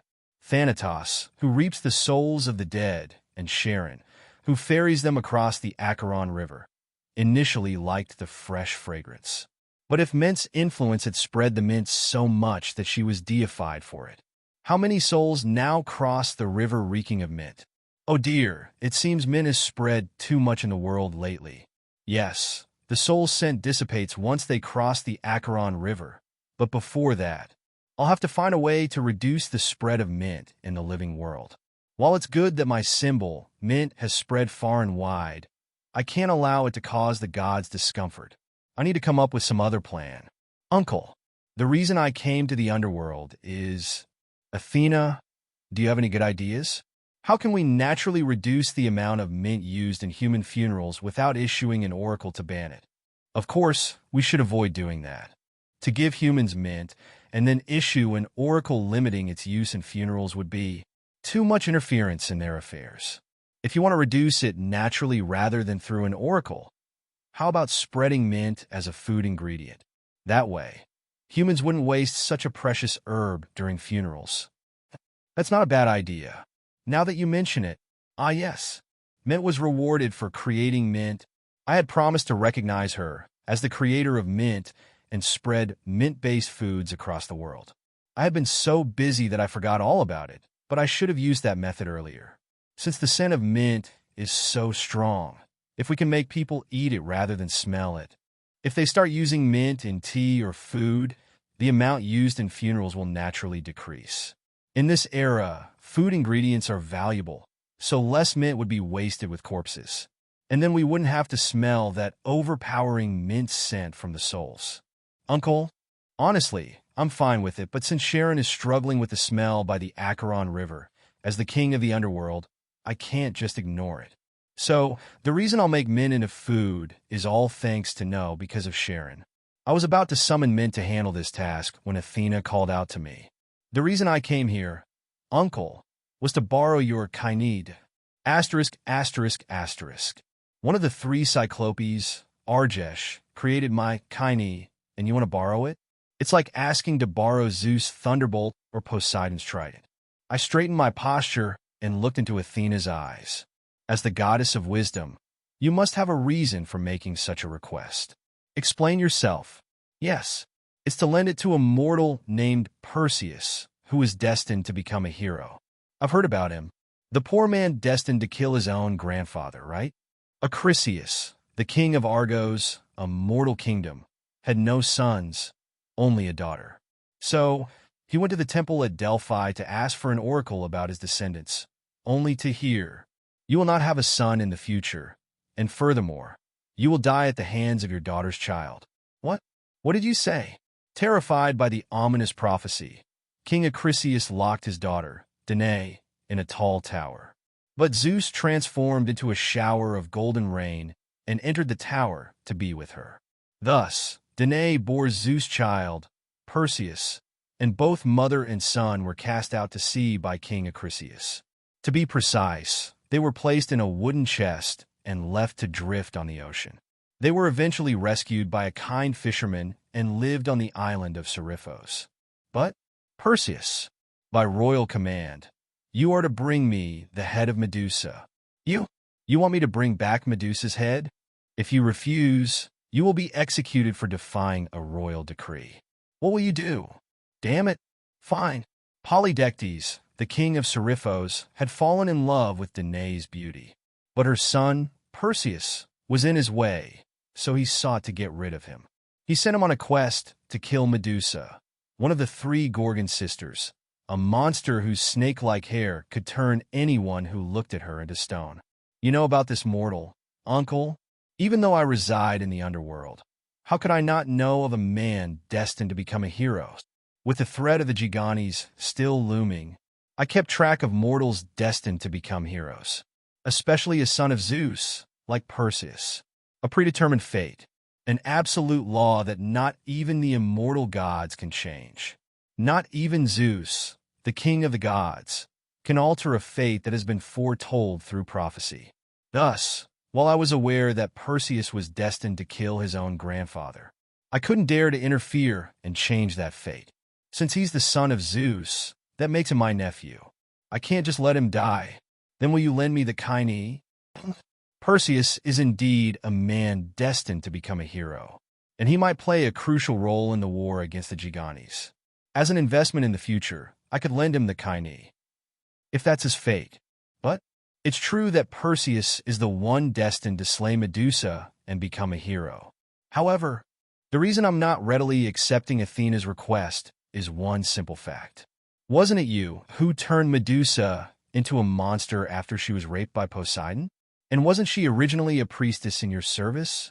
Medusa had been a priestess in Athena's temple, but Poseidon, lusting after her beauty, raped her inside the temple. And like Artemis, Athena is a virgin goddess. For someone to engage in such acts within her temple was a grave desecration. Unable to confront the powerful Poseidon directly, Athena instead turned Medusa into a monster. Your temperament is no less fierce than Artemis, but while it might have been difficult to confront Poseidon, taking it out on mortals is rather unbecoming. Uncle, that's... So, you couldn't stand up to Poseidon, who raped USA, but now you want to borrow my Kynede to give to the mortal hero destined to kill her. It's true that Perseus is fated to kill Medusa and his own grandfather, but it was Athena who turned Medusa, a victim of rape, into a monster in the first place. I do intend to lend the Kynede to Perseus to prevent his death, but she'll need to persuade me a bit more. Go on, try to justify yourself with that famed wisdom of yours, renowned across Olympus. Go on, Try to justify yourself with that famed wisdom of yours, renowned across Olympus. As he spoke, looking at Athena, he saw her flinch. And then the goddess of wisdom lowered her head deeply and opened her mouth. I understand that no matter what I say to you, it will sound like an excuse to evade the situation. So, you're saying you won't make any excuses? From now on, I will take your words to heart when punishing humans and reflect upon them. Though it was inevitable, given her vow of chastity sworn by the river Styx had been threatened. It reminds me of Artemis, who cursed Actaeon. If something like this happens again, just tell me you're Zeus. I'll give you a warning at least. Yes, thank you. And I'll remember that you sacrificed the poor priestess who was raped by Poseidon. Make sure this doesn't happen again. I will remember, Uncle. Athena's expression of relief, as if glad the matter had ended there, did not sit well with me. But for now, that's all I have to say about Medusa. Medusa is not a soul of the underworld, but a living being on earth, and she was also a priestess belonging to Athena. I can't interfere too much, although, if she comes to the underworld, I might make things easier for her. Now tell me, why should I lend my kine? As you know, Perseus is fated to slay Medusa, who has turned into a monster and become a hero. And so, but he is just a human with no power. Without your divine relic, Uncle, he will never defeat Medusa, who is a demigod. Honestly, I don't care about Perseus being destined to be a hero or whatever. I'm just annoyed by the circumstances that led to the birth of the monster he's supposed to kill. Then, why should I lend my kine to a powerless human? How about this, Uncle? You could meet Perseus yourself and test if he is worthy of receiving the kine. Athena spoke to me confidently. Test him myself? It would only be possible if Perseus was truly heroic, otherwise she wouldn't have suggested it. The goddess of wisdom is so confident that now I'm curious. What kind of human could he be? Fine, but in return, while I go meet this Perseus, you will have to work in the underworld. I understand. Athena, who remained composed even when I questioned her earlier about Medusa, now had cold sweat running down her forehead. Asterisk, asterisk, asterisk. The peaceful island of Seriphos. Perseus, whose life was in danger due to the schemes of King Polydectes, who sought his mother, was deep in thought. To think that among those approaching his mother, Danae, because of her beauty, one would be a king. Damn it. Medusa is that monster with snakes for hair, and whoever looks at her turns to stone, right? His anger toward King Polydectes grew steadily.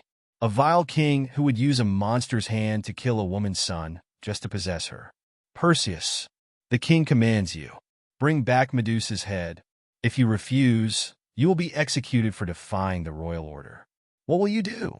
The young man Perseus clenched his teeth and readied his sword. Since the king of Seriphos had issued the command, he had no choice but to find a way to kill the monster. He had thought about fleeing with his mother in secret, but the king's men were watching this place, and all the ships were under the king's control. He couldn't escape using the excuse of hunting Medusa. If Perseus fled alone, his mother, Danae, would surely be captured by the king. Do I have no choice? Perseus, fully armed, prepared to head to where Medusa awaited. But at that moment, wind dash! A strange gust of wind blew, and suddenly, standing there was a man with dark hair and a gloomy presence. The man, with his downcast eyes, slowly looked over him.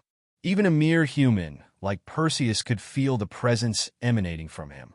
This was no ordinary man, this aura, this subtle pressure.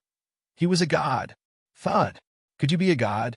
Perseus immediately knelt on one knee and bowed his head to the unknown god. Could it be that an Olympian god had come to help him? Just as a sense of sudden faith began to well up within him, the god spoke to him. Are you Perseus? Yes, I am Perseus, my lord. Perseus answered with a loud voice. But the god's tone was cold. I've come to see the mortal who would voluntarily become my subject. Excuse me? What do you mean by that? I am Pluto, god of the underworld. Are you the human who is marching to his death against Medusa? Never mind that the man before him was Pluto, one of the big three gods. Does this mean I'm about to die? At the hands of Medusa? Medusa is a demigod with the power to turn those who gaze upon her to stone. She is a monster you cannot defeat. Your death is inevitable. Your name is already written in the ledger of the dead, and I became curious to see what kind of human would go to face Medusa, so I came to meet you. Damn it! So I'm fated to die at Medusa's hands? Perseus's body trembled slightly, to willingly walk into certain death. But there is one way for you to survive. Is there a way for me to live? It is clear that the king lusts after your mother and seeks to kill you. If you agree to your mother's marriage to the king, you won't have to die at Medusa's hands. Your mother will become queen, and you will be handsomely rewarded. Isn't that a good solution? Pluto's cold words were true. The reason King Polydectes wanted to have him killed by Medusa was because Perseus vehemently opposed the marriage between his mother and the king. If Perseus changed his mind, he could save his life. Although his mother despised the king, if he could somehow persuade her, there would be no need to throw his life away. But he could not abandon his mother, who would be forced to marry the king against her will. Nor was it possible to escape the island with his mother. If he went after Medusa, as the king commanded, he would surely die. After all, it was Pluto, the god of the underworld, who had confirmed this fate. Damn it, no way. Perseus won't. Perseus bit his lip hard. Asterisk. I watched Perseus, his head hanging low as he trembled. A young man swayed by a storm of emotions, despair from having no escape, and fury toward the king. Perseus, who had been trembling with his head bowed, suddenly stilled. Then he slowly raised his head. His lips were torn and bleeding from where he'd bitten them too hard, and that was the first thing I noticed. I cannot accept that, Lord Hades. His gaze was burning as he stared at me. Where had I seen such a fierce glare before? Yes, I will surely cut off Medusa's head and save my life. Indeed, it resembled the courage that Cadmus, the great hero and founder of Thebes, had once shown me. Perhaps I should test him a bit more. Your name is already written in Thanatos' register. You will soon come to the underworld and meet me again. Meeting the great lord of the underworld again would indeed be an honor, but a death sentence proclaimed by the god of the underworld. He was certain to die after confronting Medusa, an unbeatable monster. Still, I will somehow cut off the monster's head, survive, and make King Polydectes pay as well. Medusa is not just any monster. If anything, she's a demigod. Even if my fate is to die, I will not give up. I will succeed. Perseus spoke while taking a deep breath. Though I had disguised my words as fate, he did not despair. He did not realize I was lying, and simply accepted the trial calmly. Perseus, who bravely walked toward a future of certain death, was indeed a hero. You remind me of Cadmus. Sorry, what? Looking at Perseus's puzzled expression, I extended my hand. A human who dares to challenge fate. Rather impressive. Move forward with confidence in yourself. Hades will bless you. Though his heroic tale would end in tragedy, I will support you, at least in this moment. Asterisk. In an instant, I returned to the underworld and approached Athena, who was busy at work. The goddess of war and wisdom, who was commanding the souls, saw me and walked over, her armor clanking. How did it go, uncle? That human was indeed worthy of your confidence. He reminded me of Cadmus, who tricked Typhon. Athena's expression brightened. So that means... Yes, I will lend him my kine. Take it. Thank you, uncle. I handed the black, old, transparent helmet, kine, to Athena. And so, I have now played a part in helping to kill Medusa? Well then, I will go deliver the equipment to Perseus now. Equipment? Yes. I will give him my shield, Aegis, Hermes' winged sandals, Hera's magic bag, and Ares' sword. Her plan was for Perseus to wear my kine to sneak up on Medusa, Reflector Locati, on the surface of Aegis, then swiftly approach her with the winged sandals and finish her with Ares' sword. With Hera's magic bag, the Cabesus, he would be able to safely store Medusa's head. Then I shall be off, uncle. Watching Athena's back as she left the underworld, I felt a vague sense of melancholy. Even Zeus cannot change what is fated. But was this truly the best course? I don't know, but I should prepare an appropriate compensation for this fated victim, who will soon arrive in the underworld.